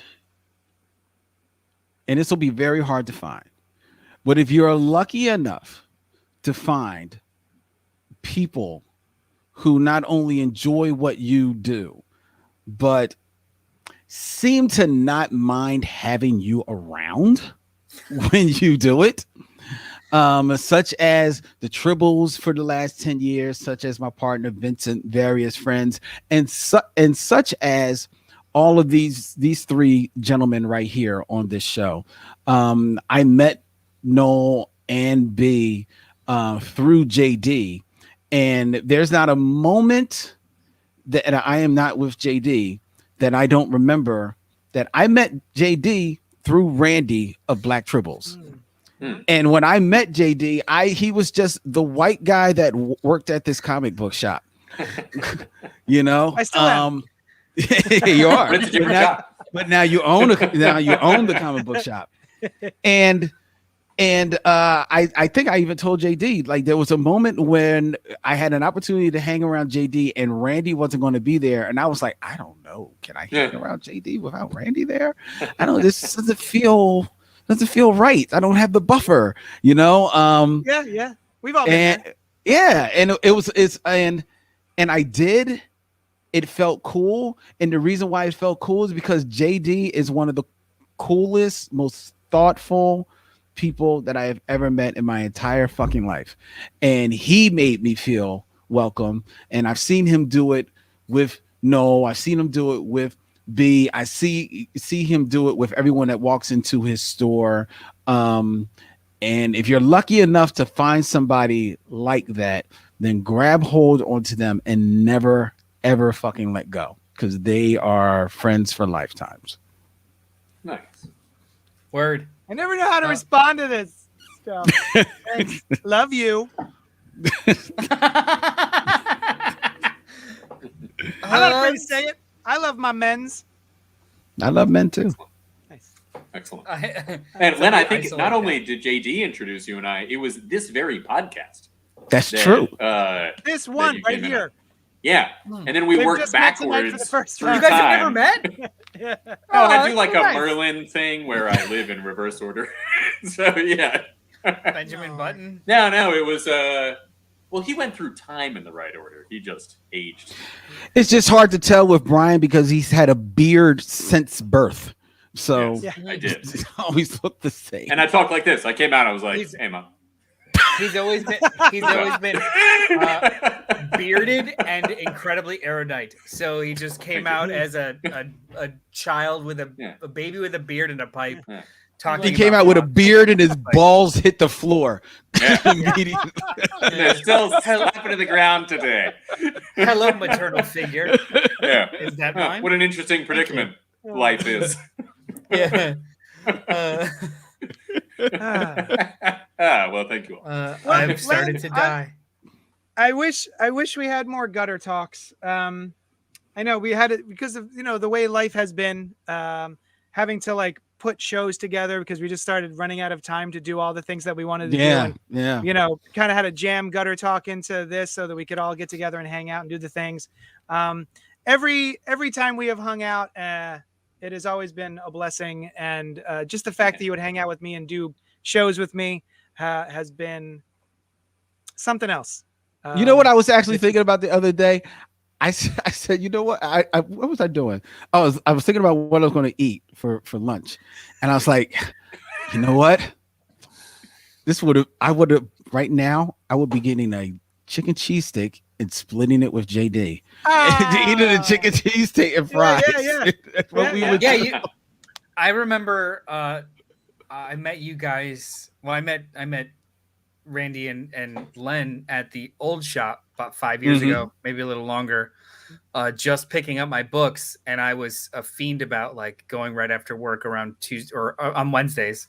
And you guys would be there recording and then just like tiptoeing around and just like not wanting to interrupt. Yeah. And then eventually it was either Randy or you that were just like, what the fuck do you think? Like,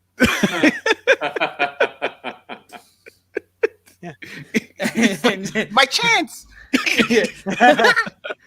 They want to know my opinion because up until then I had absolutely no like local nerd friends. I would just grab my comics and go sit alone in my apartment and read them, or go sit at a bar and just read alone.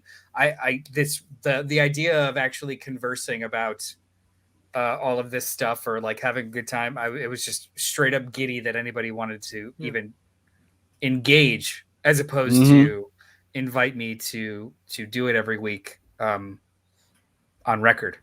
Yeah, this is awesome. Rob, you've always got Penny, interesting AKA things, you know. Optimus Douche, also previous alum of the CultPop podcast, says, "Fair adieu." Inexplicably switching back and forth between English and French. Fair adieu, Len, bon voyage. So, Rob, you're not getting rid of me. I'm still going to be in the chat. Yeah. So it's all good. Yeah. Yeah, We're not starting a new chat. Yeah. We get to hear their thoughts. So maybe every now and then Len will have something Yeah, that he wants us to say on every time that we get in the weeds about any topic and you open up your chat and see that there's like 45 unread messages, I expect you to just be like, the fuck are you losers talking about?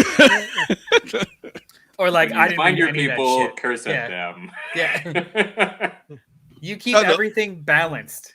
Oh, y'all don't know. As many times you don't like I'll be sitting with my friends and my phone will be dinging. They'll be like, "You don't need to check that." I said, "This is some chatty Cathy's. They'll be all right." I mean, you guys are absolutely on silent. I love talking with you on the chat, but when there's a conversation happening and you're not part of it, it's like lightning speed, you know? There's times where I'm just on RedTube, just doing my thing, and then producing content for RedTube. Yeah, you never interrupt me time. It doesn't matter how much it dings. We all have roles like in the chat, and your role is to just I don't care. You guys are somewhere else. I don't care. Here is this great article. Shut up. Yes, that's what I do. Len will often send us what came out this week 30 or 40 years ago. And it's cool. It's true. You know, it's cool to see. And you're like, oh man, that was a good week. You know, like, Peter David on the Hulk. This thing was happening. Yeah. All right, let's have a gutter talk. Can we get a high-pitched gutter talk? Gutter talk! Excellent. There it is. FanDome 2021, DC's big internet what is RedTube says action figure expert. Don't Google it. FanDome is DC's digital comic convention where they spew a bunch of releases and they show you new trailers and new announcements and interviews. And let me ask you this. I did not watch this year's FanDome, y'all. Let me ask. Oh, you haven't watched any of it? No. I mean, I went through and I looked up the trailers to watch the trailers, but I haven't watched any of the FanDome. Oh, I got like the panels and stuff. Okay. Right. I did that last year. I was sort of feeling a little salty about it because as a retailer whose living is selling comic books, the thing that DC makes and they get all of their content from, there was very little in the way of, if you like this movie that's coming out, be sure to check out your local comic shop for Harley Quinn the animated series comic book, or Batman Imposter from the screenwriter of the upcoming Batman movie. You know, they didn't do any of that last year. Was there any of that this year? Yes and no. So they structured it differently this year. Last year, they attempted to literally mimic a kind of convention setting where each hour block was associated with some sort of something, and then they had interviews and panels. This year, it was literally just a 4-hour stream, and they just started rolling through things. So there was no specific scheduled blocks. You just kind of had to roll with it. And what they did was they would have interstitials between larger blocks. All of the larger blocks had to do with multimedia, almost nothing to do with comics.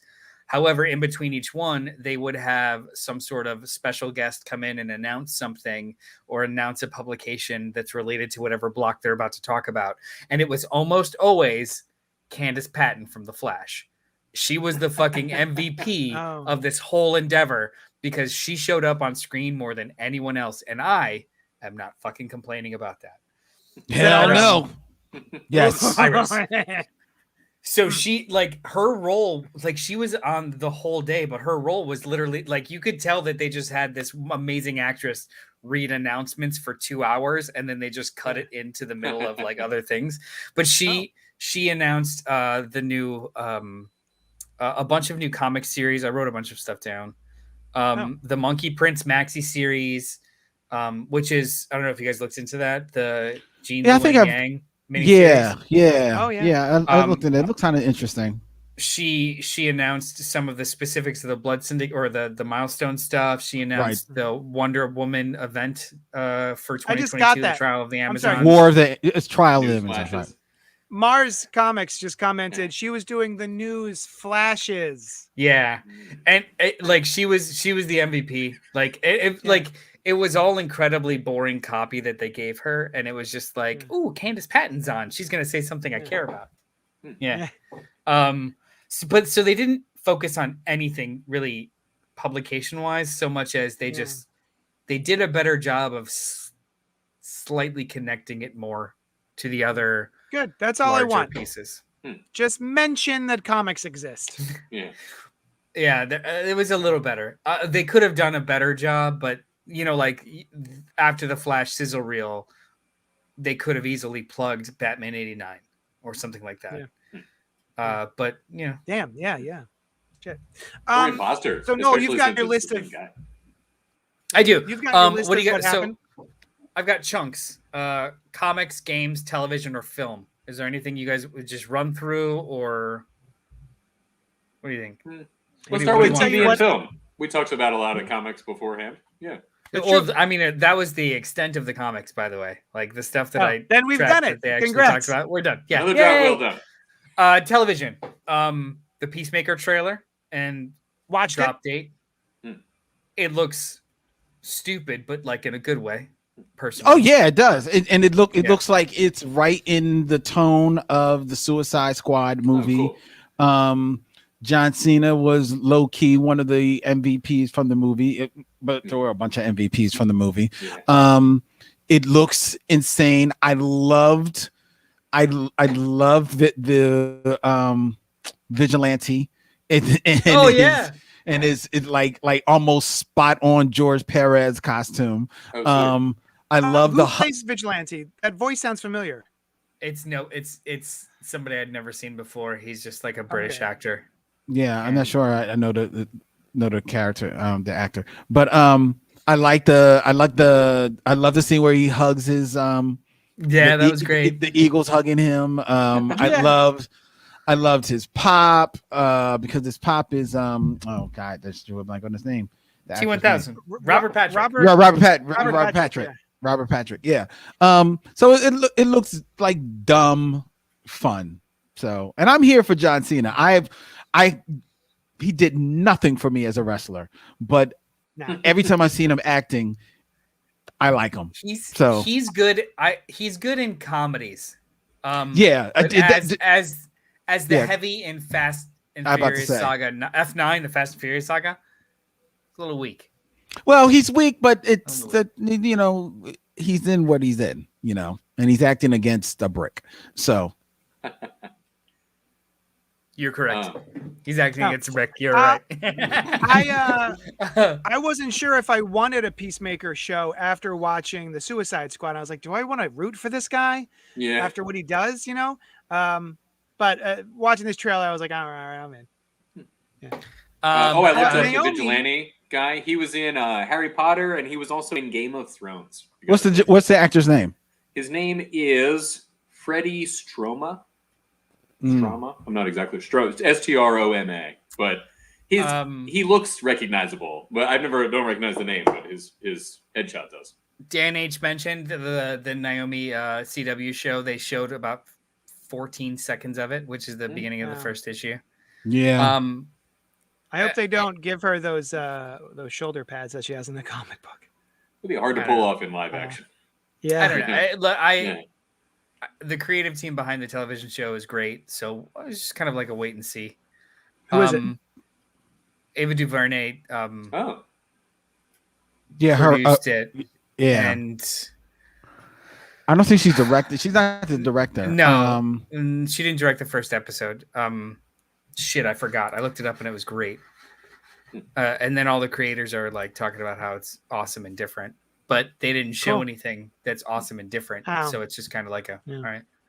Yeah, they didn't, but I mean, it looks cool. It's definitely well cast. She looks great. Yeah, Ava DuVernay. In anything else? Who? Ava DuVernay? No, the woman playing Naomi. No, she's like a 16-year-old actress. Even if she wasn't something else, it's probably nothing you've ever seen. You know what? I often like that better with superhero roles, like somebody that I don't know at all. You know. The biggest news of the day in television: the Flash has new boots. Yeah, he does, and they're Young Justice dropped season 4. What? Surprise! Did somebody say the Flash has new boots, and that's what we're talking about here? Yeah. Well, they made a big deal about we're done, but you. He's just goofing. He's just new boot goofing.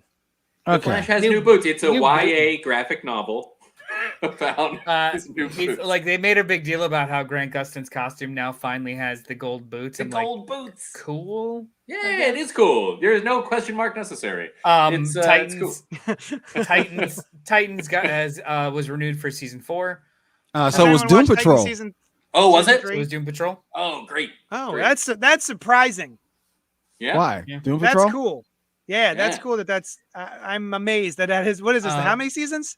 3? 4 now. 4 is three. it's on its It's gonna be third four. season right now. Yeah, it's in the third now. Man, Meanwhile, it is a good Swamp show. Thing didn't make it. Pennyworth is filming its 3rd season now, which will be on HBO Max. Everything is going to come to HBO Max, so it's a show that you can watch now as opposed to being on like Epic or some shit. And as far as I'm concerned, it's still on Epics. And then they did a whole EPK of electronic press kit of Batman Caped Crusader, which is the new Bruce Timm animated series. They didn't show any actual footage. They just kind of talked through the style and what it's going to be like. And they're going with pure noir, timeless 40s-ish kind of aesthetic. I believe Bruce Timm said it was cool. more Batman the Animated Series than Batman the Animated Series. And I think what he meant, because he said what he meant, was that they were things that they would have loved to have done on the animated series, but couldn't because of the Saturday morning cartoon nature of it. Penetration being the highest. They really wanted. Yeah, just putting a lot of things in other things. It's on HBO Max now, so we can go there. Right. And in fairness, I don't necessarily think it was so much that as in, if you remember the early days of the animated series, the show is slow. It's very slowly paced, a lot more dramatic. Right. And I think he wants to really lean into that film noir quality and technique more in this series. So that's what I took from him, because they even mentioned that, eventually some of the more, gadgety things of Batman will be introduced, but he's decidedly going to be a lot more low tech in this one. So it definitely sounds dope. I'm curious though, because it definitely is Bruce Timm is his mind behind it and his aesthetics behind it as well. But J.J. Abrams is also a producer on this, and Matt Reeves as well, right? So is Matt Reeves, and Matt Reeves, and I got trust for Matt Reeves as well. I'm sure we'll eventually get to. But J.J. Abrams, I don't know. I don't know necessarily if you want to like trumpet his name out there so much right now. Yeah. He starts things great. He doesn't finish them well though. Speaking of, let's get into the films. Ooh. Milestone. Oh no. Huh? Before we go into the film, I'm sorry. Before we go into the films, 2 things. JD asked, was anybody watching Titans? I am watching Titans. I'm not 100% hate it. But he's watching it. Titans is He watches it. You watch it to have fun with Calvin. Right. I watch it to have fun with my Yeah. friend Calvin because he watches it and we talk about it. I hate watch it. And I've leaned on this is not my Titans. This is not my Dick Grayson. This is certainly not my Batman. I don't know whose fucking Batman it is. But they brought back my Wonder Girl, so I'm happy. But so it's I'm not going to say it's getting better. I'm just saying I'm enjoying the hate watch of it, as opposed to when I hate watch Arrow and I kicked myself for watching that stupid show. Right. The whole thing, or just towards the end? Oh, I didn't watch it towards the end. That is sucking Cordy. And the second thing I want to say, real No. I watched the first 2 episodes of Young Justice FanDome. Oh yeah, which same. is dropped. Young Justice.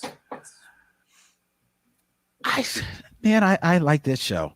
That show is very intentional about the world that they are trying to create. I'm not saying, sometimes it's. I hope that they took a little bit of notes from the 3rd season and maybe like pared back, because the first 2 episodes are really focusing on just primarily like 3 central characters and introducing this whole world of like ours in here. I like that. But look, a spoiler alert. They not only worked in my beloved. Okay, sorry, Noel. They not only worked in my beloved Legion of Superheroes. Yes. But they worked in Gem, and not Gem. Yes. Truly outrageous. Gem of and I think Saturn? he's of Saturn. He's in Saturn of the comics. But they've made him of ours in here, and even in the comics, there's a connection, right? Like in the comics, the red and yellow Saturnians were descended from the Martians, or something like that. I think I never really got into the comic book. Never heard of this character. Oh. It didn't last, but it was an interesting concept when it came out in like the 80s. I mean, and credit to the Young Justice show, though, like I never known about Forager or given a shit Yeah, until the 3rd season. Same. But I have not finished the 3rd season. I got a little bored with it about 3/4 through and just kind of fell off. So I need to finish it. And then there's nothing like, cyborg stuff. I just got lost in the cyborg stuff because I didn't care to see another cyborg origin. And then was like, all right. That was weird because that was happening around the same time as Cyborg was happening in Doom Patrol. So he was like, I was like, there was a lot of that happening. Yeah. Rob mentions a Harley Quinn show. I didn't mention it because we learned nothing new. It's in season 3 production and they showed some animatics. That's it. Yeah. Like, but it's happening. But it is coming. And I heard but it was announced like last year that they were getting a 3rd season. I heard that King Shark watched Young introducing it was Justice. funny. I watched Young Justice today with Brian here in the shop, actually, and because I didn't realize it had dropped two episodes. I was very excited about it. One of my all-time favorite superhero cartoons, and I feel like the last season was a little slow in parts, but I really did grow to love the Outsiders characters, like these new characters who weren't part of Young Justice. I don't care about the politics of Mars. So far, anything that's dealing with Mars case, don't care. Maybe they will grow on me, but so far they all look pretty much the same. They've all got ridiculous names that I can't remember. I'm not entirely sure which one's all which when they're names talking. with an apostrophe in them. Yes, but that I don't remember. Yeah. And I don't know. There's nothing really terribly interesting happening other than like racism is bad. Like I'm in it for the characters of Young Justice, and at least last time we got introduced to more interesting characters who eventually become outsiders. Like those characters are fun and quirky and different, and they have different ways of speaking and everything. And Forager's fucking adorable, stuff like that. But so far, like the only other characters in this show are Mars people who are having a bunch of politics happen. But the politics that are happening there, they're supposed to be, it's supposed to be like an allegory for what is happening here on Earth. And eventually, it's pretty, they're going to have like about 10, 13 episodes of this. And eventually these storylines, because this is what they do, will bleed into what is happening on Earth. Right. So, I'm just waiting to get to that. True, but I'm not going to leave the show. Like I'm going to keep watching the show. I love it. I just What these first 2 episodes. Fuck this show? Is that what you said? That's what it No. sounded You're like. never gonna watch it. You're not gonna finish it anymore. You're done. Is that what you're replying? Yeah, that's what I said. Yeah. All right. So I found myself being like, all right, can we? I don't care about this part. Let's get back. I was happy to see the Mars stuff because I mean, just from the outset, I always liked the Martian people. You know, Martian. John Johns, the Martians. And I did like how they did that. Also, there was a reference to Ba'ar Zoom, and I was like, "Oh, Yeah. Barzoom. Barzoom. Yeah, that's cool." I get that reference. Yeah. Even when you take me off the screen, I could hear everything. So Yeah, I know. That's I what thought you did that to yourself. Like, No, I did that to Noel as a visual representation of maybe take your headphones out and we will bring you back in when we're done talking about it. But when I take them off, the sound automatically goes to the computer, so I still hear things. I can't mute you because they're Bluetooth. Gotcha. Don't you have like a mute button on your? No, it doesn't. On use the sound. computer? No, it doesn't. I don't have a mute button on my computer. I could. What? Well, I you could could turn turn. You the could turn sound that down. sound down. Yeah, Yeah. There's a sound Sure, button. I could have that gone turns through. your I could have sound gone on and through off. 5 steps to turn all the volume off as fast as humanly possible. But you didn't Yeah. do it. Well, they You all trust died, me? So Trust me, what you heard is not a spoiler. Not for a spoiler. No, for no. me. I kind of Yeah. presumed. yeah. They Anyway. although speaking of 3, but non-spoiler to get to Len's point, or no, nobody brought this up, but it's one thing that I liked season 3, but it was a little bit of like Young Justice alternates, and I wanted to see more about the Young Justice characters that I had really gotten into. The same thing happened a little bit with season 2, but I was like back in it real quick, and they still focused on the first generation. So I was really glad to see season 4 have like Superboy and Martian and Miss Martian. I mean, as the 2 like early main characters.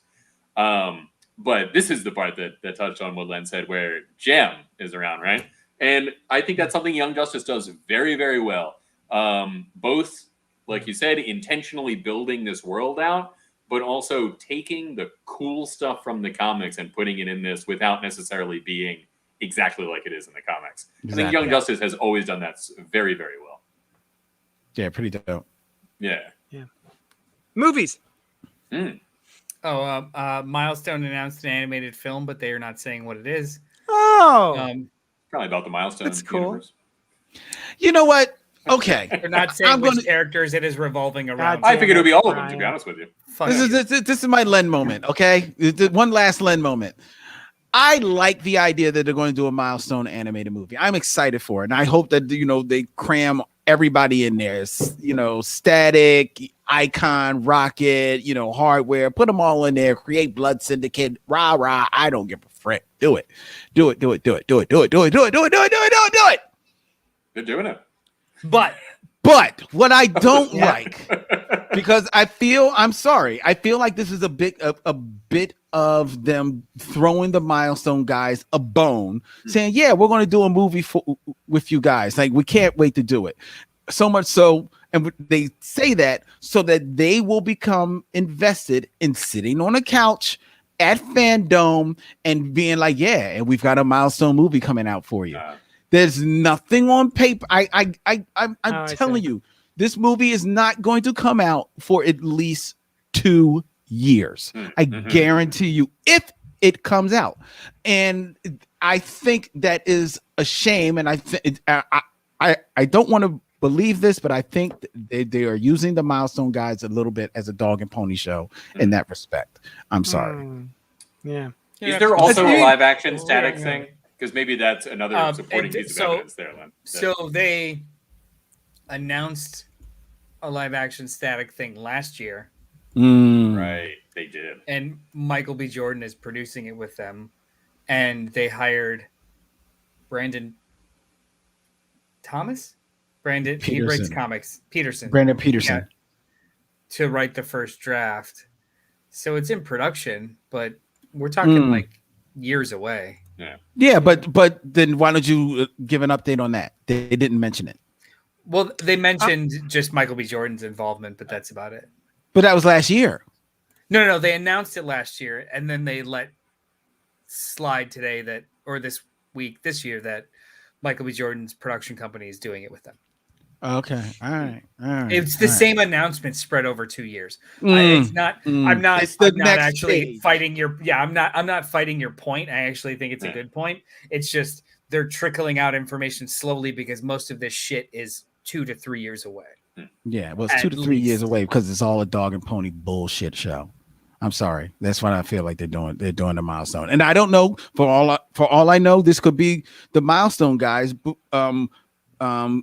digging their heels in to get a real good contract. You know, Wait, I wouldn't be surprised if that's not it either. So that was actually something that was really cool. I don't have in here, and it's not necessarily movie related. It's the NGDC, the Next Generation DC program, which is essentially just like a feeler program for new writers and artists. Oh yeah, They're having a explicitly milestone initiative faction of that or version of that, where they are explicitly looking for comic book talent of color, no matter what, whether it's writing, editing, art, colorists, just to infuse the industry with more voices of color. And they're calling it the Milestone Initiative. I thought that was pretty cool.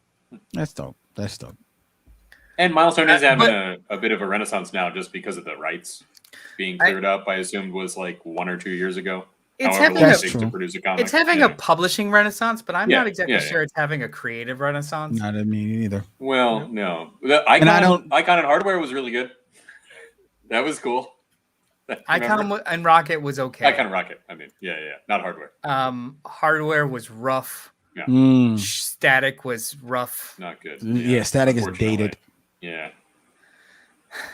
I don't know if I would throw it around Renaissance. Well, I meant by Renaissance, I meant like they're publishing it when they weren't allowed to for years. I'm more intrigued by reprinting the old stuff than there's an omnibus coming. There you go. Is it still coming? I thought they changed the date a couple times. A compendium it's or whatever. Coming. Yeah, the compendium. Still coming. Anyway, DC League of Super Pets got a teaser trailer. Oh, thank God! Animated Super Pets movie. Good. Blue Beetle. I can't and believe Batgirl. they're making that. Right. Well, I mean, it's Ace. It's Dwayne Johnson as Ace the Bat Hound. Sorry, Dwayne Johnson as Crypto. And right? Kevin Hart as Ace the Bat Hound. Fantastic. Making pee jokes. Who else is in that? Is Comment Streaky? Who else we got there? That's a great question. Thank you. Anyway, I don't know. They literally only showed the two things. They showed the two characters, and that's it. It's a great question. That's a great question. Next, we have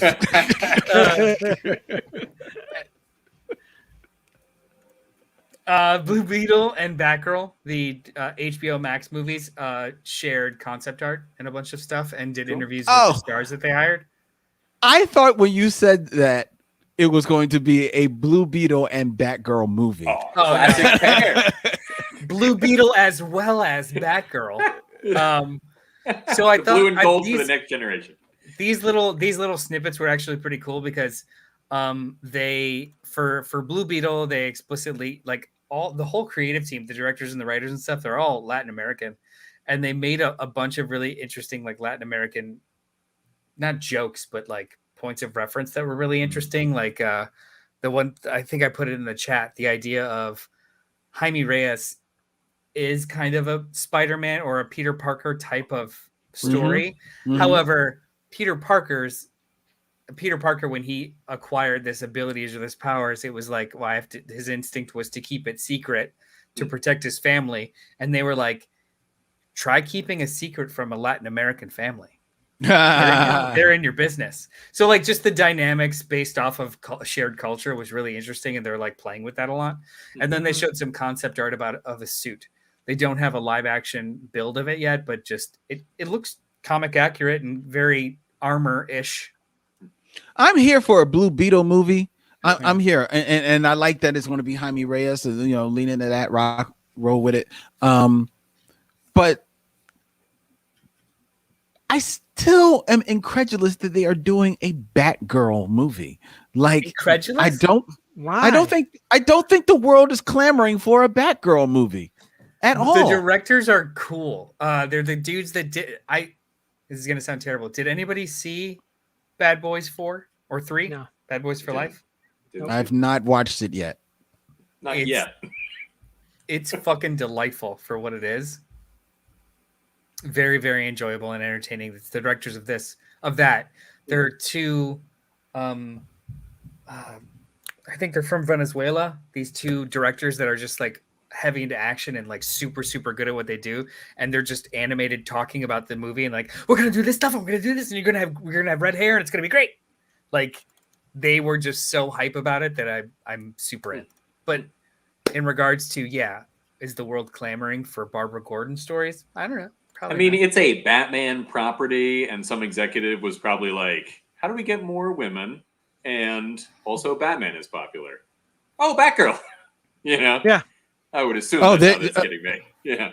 Adil El Arbi and Bilal Fallah are Belgian Moroccan film and television directors. Billed as Adele and Bilal are known for writing and directing Image, Black, Gangsta, as well as Bad Boys for Life. They also have directed a bunch of episodes of one of the Marvel shows coming out. Oh, yeah? I think, if not, it's either Miss Marvel. Did Miss Marvel? I was going to say either Miss Marvel or Moon Knight. Yeah. They directed Miss Marvel. They directed a couple of episodes of the I think it's an FX show Snowfall.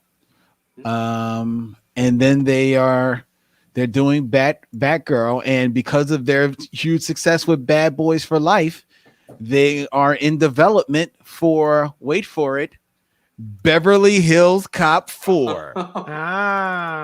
Interesting. Were there? Wait, there were 3 that of original. Those? Yeah. Yes, there were 3. Yeah, 3 was a movie. Oh, going on, we saw some sizzle reel-ish footage for Black Adam. Yeah. Oh, yeah. Pretty cool. Very cool. 20 seconds of coolness, and then he just killed some dudes, and it was pretty cool looking. I'll tell you, the thing that I don't think they've ever thought to do in the comics before, and not one that I've read, is connect Black Adam, Hawkman, and Dr. Fate, who all have ancient Egypt, ties. And I was like, oh, that is cool. Even if, ancient Egypt spanned 3 to 3,000 years, I think is what it was. So they've done it. They've connected them in the comics. They've connected them in the comics. Certainly over the years, but definitely, I don't know if he was the first one, but he was the one that really milked it. Was Jeff Johns and David Goyer's run on JSA. Oh, really? I must just be forgetting it then, because I loved that run. So yeah. And most of the footage was just like a electronic press kit again of just like interviews behind the scenes, but you got a good glimpse of some of the characters in costume. And I don't know why I got really excited about Pierce Brosnan as Dr. Fate, him holding the helmet and stuff. I was like, oh shit, that's kind of cool. Oh, JD and I watched it together, but we didn't see Dr. Fate. So what you probably saw online was just the 20 seconds of I gotcha. The Rock.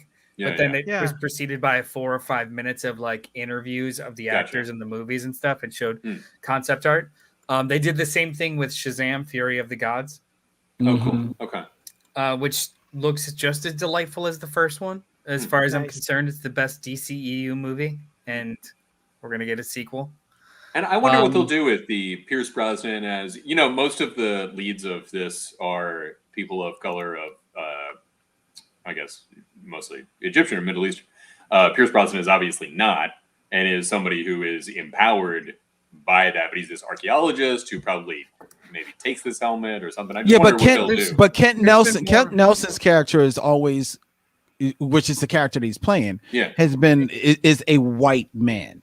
So that's fine with Black Adam and Hawkman, because of their reincarnation and it always being dating back to Egypt. It works to make them now kind of like more people of color. But Kent Nelson definitely just works as a black man. Maybe if they showed Naboo in in flashbacks, he may be. Well, he would probably be. Well, he's not even human. Really. Oh no, Naboo is human. I'm sorry. Right. But no, I think that could be an interesting if they go this route. But just some sort of avenue for commentary or something where Pierce Brosnan has this ancient power or whatever. Plus, I love Dr. Fate, so I'm in for that too. One thing that I know that you guys, everyone here, is incredibly excited for is Aquaman 2, the Lost Kingdom or some bullshit. Aquaman and the Lost Kingdom or some bullshit. Now, it was just a behind the scenes, showing some action, concept art, like everyone talking about how it's the greatest thing in the world. Mm-hmm. Just like with the first trailer, it looked kind of fun. And then I was watching this like sizzle reel stuff, and I was like, this looks like everyone's having a good time, and it looks like it's fun. But then I remembered movie shit. Yeah. So I have to keep reminding myself, like, stop it. Doesn't matter. Like it looks like fun, but it's probably going to be more shit. Well, who knows? Remember Len's second piece of advice: be open to Aquaman. Do everything. Right? Anything could surprise you, and that's Yeah, Len, are you going to be open to Aquaman and the Lost Kingdom? Well, let's put it this way: I will watch it. I will go and see it because I'm contractually obligated to see most of these films. The only slight pushback I will give is that while I didn't like Aquaman, I'm not going to say it was a piece of shit. I can see there are people that enjoyed Aquaman, and I can see what they pulled from it that gave them enjoyment. What gave them enjoyment didn't give me enjoyment, but I'm not going to say that the movie was a piece of shit. It wasn't as fun as I wanted it to be. Mm-hmm. And maybe this will be more fun. Maybe, because you got to remember they were still, as much as they were still in that real nebulous area where they were trying to marry, what kind of tone did they want to have based off of the other movies and stuff like that. And now I think a lot of the movies basically are free to just go for whatever tone you want. So they may actually have more fun, which might lean more into Jason Momoa because they're not asking him to act as much because he cannot act. So it might be more fun. Maybe I was being harsh that it's a piece of shit. I was harsh that it was a piece of shit. It was more my problem with Aquaman was that it was 17 movies in one, and none of them were very good. Like it was a trilogy's worth of stories, and it's like I don't even know who the fuck this guy is. I don't understand what's going on. Like it was 10 pounds a movie in a 5-pound bag, and that bothered me. And the score was terrible. Oh yes.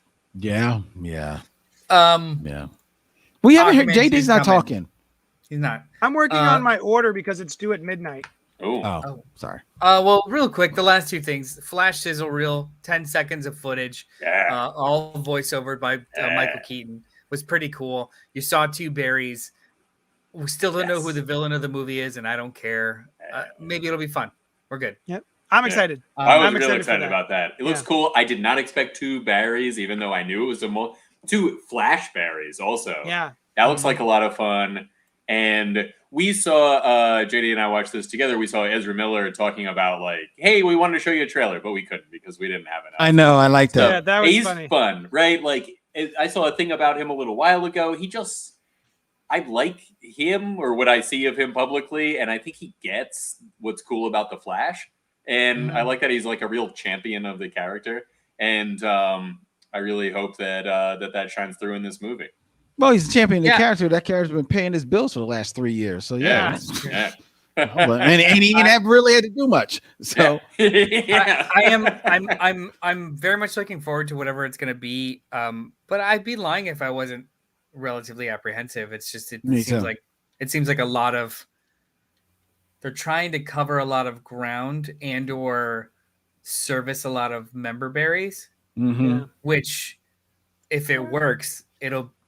What do you mean? I mean, do we know that, or do we know that Michael Keaton is? I mean, have you seen the casting? No. Yeah, we know Michael that. Keaton's in it. Ben Affleck is going to show up. Right, but it's a multiversal story. Like I don't know that we know that they're servicing a lot of member berries. You know what I mean? It lends well to servicing member berries. If that's all it is, it will be a disappointment. If they pull it off, it'll be fantastic. And I am apprehensive about the entire DCEU.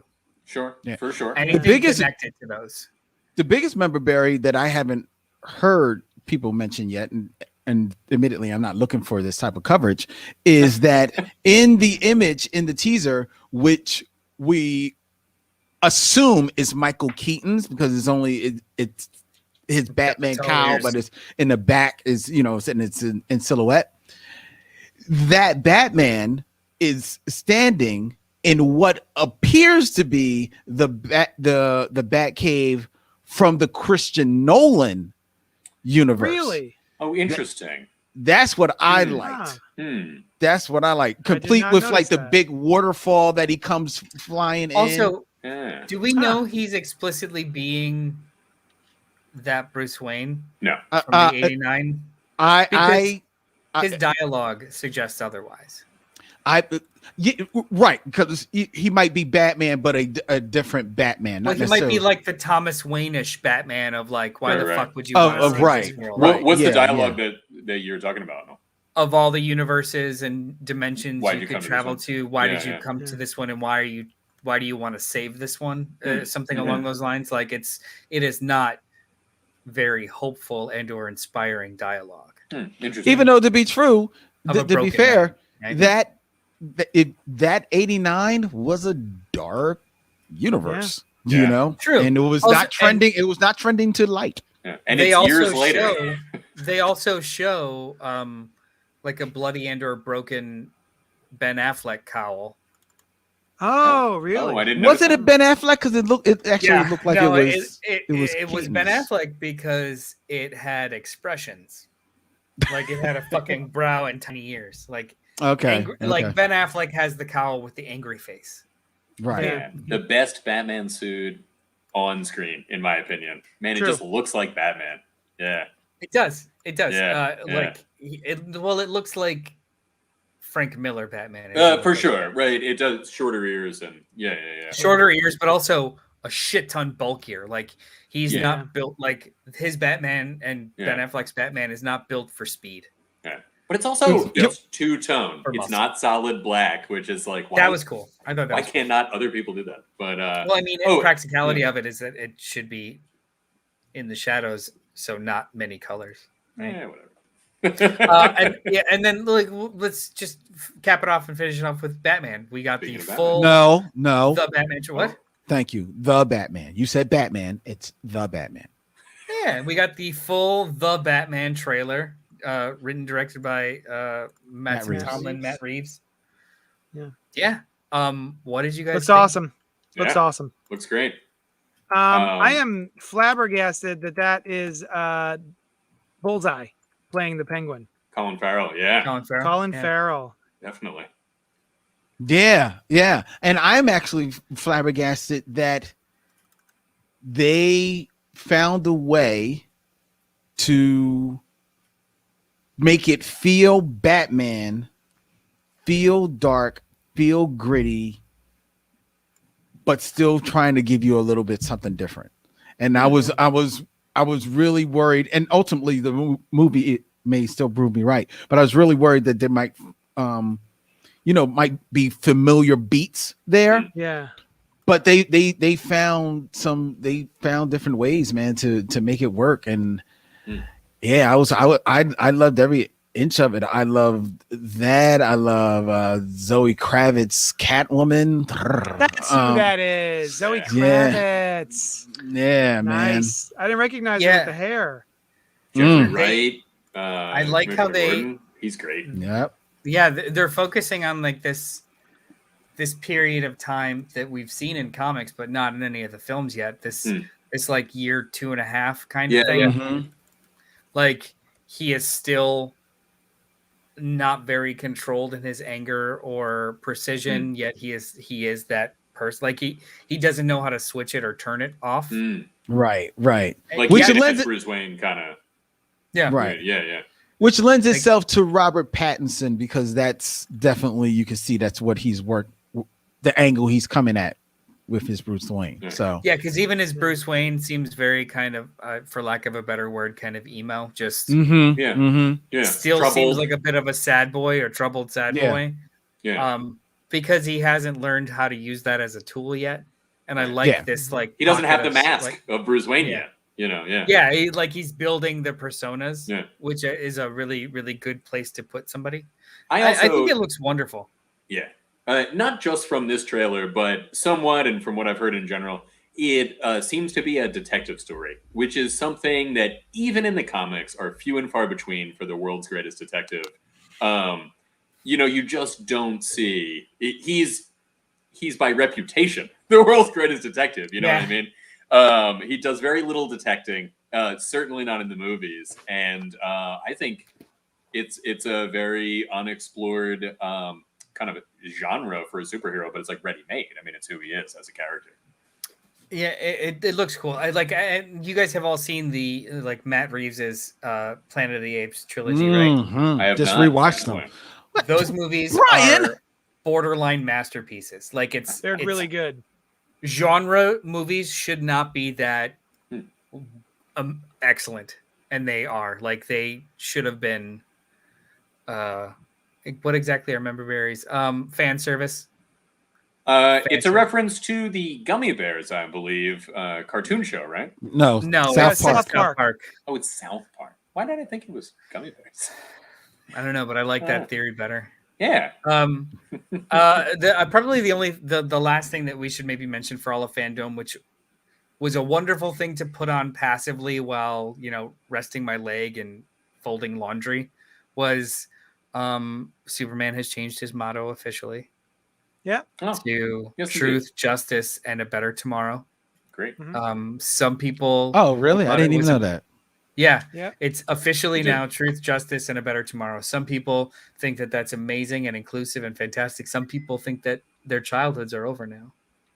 And that wasn't even originally part of it. That's just like the George Reeves show, right? It was a show. It was no, to be fair, I'm not sure if it was a show or the radio show, but one of it wasn't in the comics. It wasn't original. I thought it was later in too. I mean, not that the George Reeves is not that far in compared to how long it has been since, but it certainly wasn't right from the No. It was that's pretty truth, sure. Truth, justice, and a better tomorrow. So now, it was just like a 1-2 punch for some fans about by John Kent, and then oh my God, he doesn't care for America anymore. Like, okay, buddy. He's always been bigger than a country. You know what I mean? That's the whole idea. He protects the entire world. You think he's really caring about some lines we drew in the earth? Right. Nah. Yeah. Shut up. I mean, wait. My other thing is, he could fly up there and see the lines, right? What about a better tomorrow, in their estimation, is not the American way? Right? Shouldn't the American way be about a better tomorrow? Well, that's what ironically is really funny about it. Like, no, it's the American way. Like, well, isn't that a better tomorrow? Shut up, you don't know what you're talking about. Like, so it's un-American to want to strive to be better? Is that what you're inferring? Like, what? What happened? America's only about a flag. Oh, and making sure it's on as many articles of clothing as you can fit it on. Also, you could like, as long as you're being patriotic, you could change the colors and the design of it at will. Blue, orange, red, whatever you want. Yeah. Just one line. Yeah, I think it's very silly that people are like, and of course they do. Of course they're upset about it because everyone gets upset about everything all the time. Anyway. Anything else? It's pretty much it. As all there's some video game stuff, but other than that, there's a Catwoman animated movie.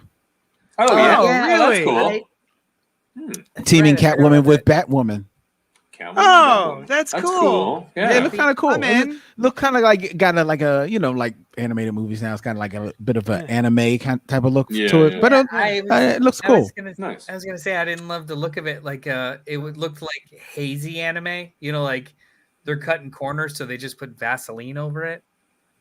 You know, I was watching Young Justice today with Ryan, and there's something about how they animate that there's a softness. Yeah. To the especially animation. in The Martian, like in the throne room, there's like this red light that blends in, which I thought was pretty cool. But also Very in cool. general, you're right. Yeah. Yeah, there's just something about like throughout the entirety of the show. There's something about the softness of it. I don't know what that process is, but I find it really nice to look at. Noel, before we get off, do you want the Jason Aaron omnibus Thor? No, I have the hardcovers. All right. You silly little son of a bitch. That's right. Take it off his pull list. I'm not gonna repurchase the whole thing just for a 4-issue miniseries that's inside of it. Oh. I've got these wonderful. But where will you get the 4 issues? Now the oversized hardcovers are out of print, so anyone that does not have this run, pick up the omnibus. Buy the shit out of it. 100%. I'm ordering them now. It's on FOC tonight. My order is due before midnight. There's no new material if you have the oversized hardcovers. So, but most people don't.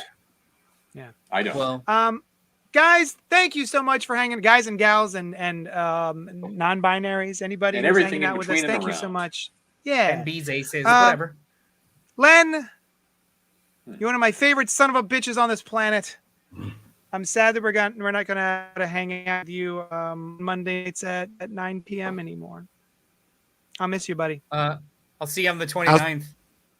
Yeah, I will definitely see you on the 29th. Yeah, we're gonna see you on the 29th, but I'll miss you until then. I'll see you in the chat. Shit. All right, fuck it. Never mind. This means nothing to me. Nothing's different. Take back all those goodbyes. Yeah. Mars Comics says we will miss you, Len. Yeah, I will miss you all too. In the comments losing their shit. Yeah. So thanks everybody, and we'll the three of us. Hold on a second. The three of us will be here next week, Monday night at 9 p.m. and we're just going to be softly sobbing into our beers because we'll be missing Len. All right, guys. Thanks so much. Now you got room for Brandon. Toodles. And broadcast.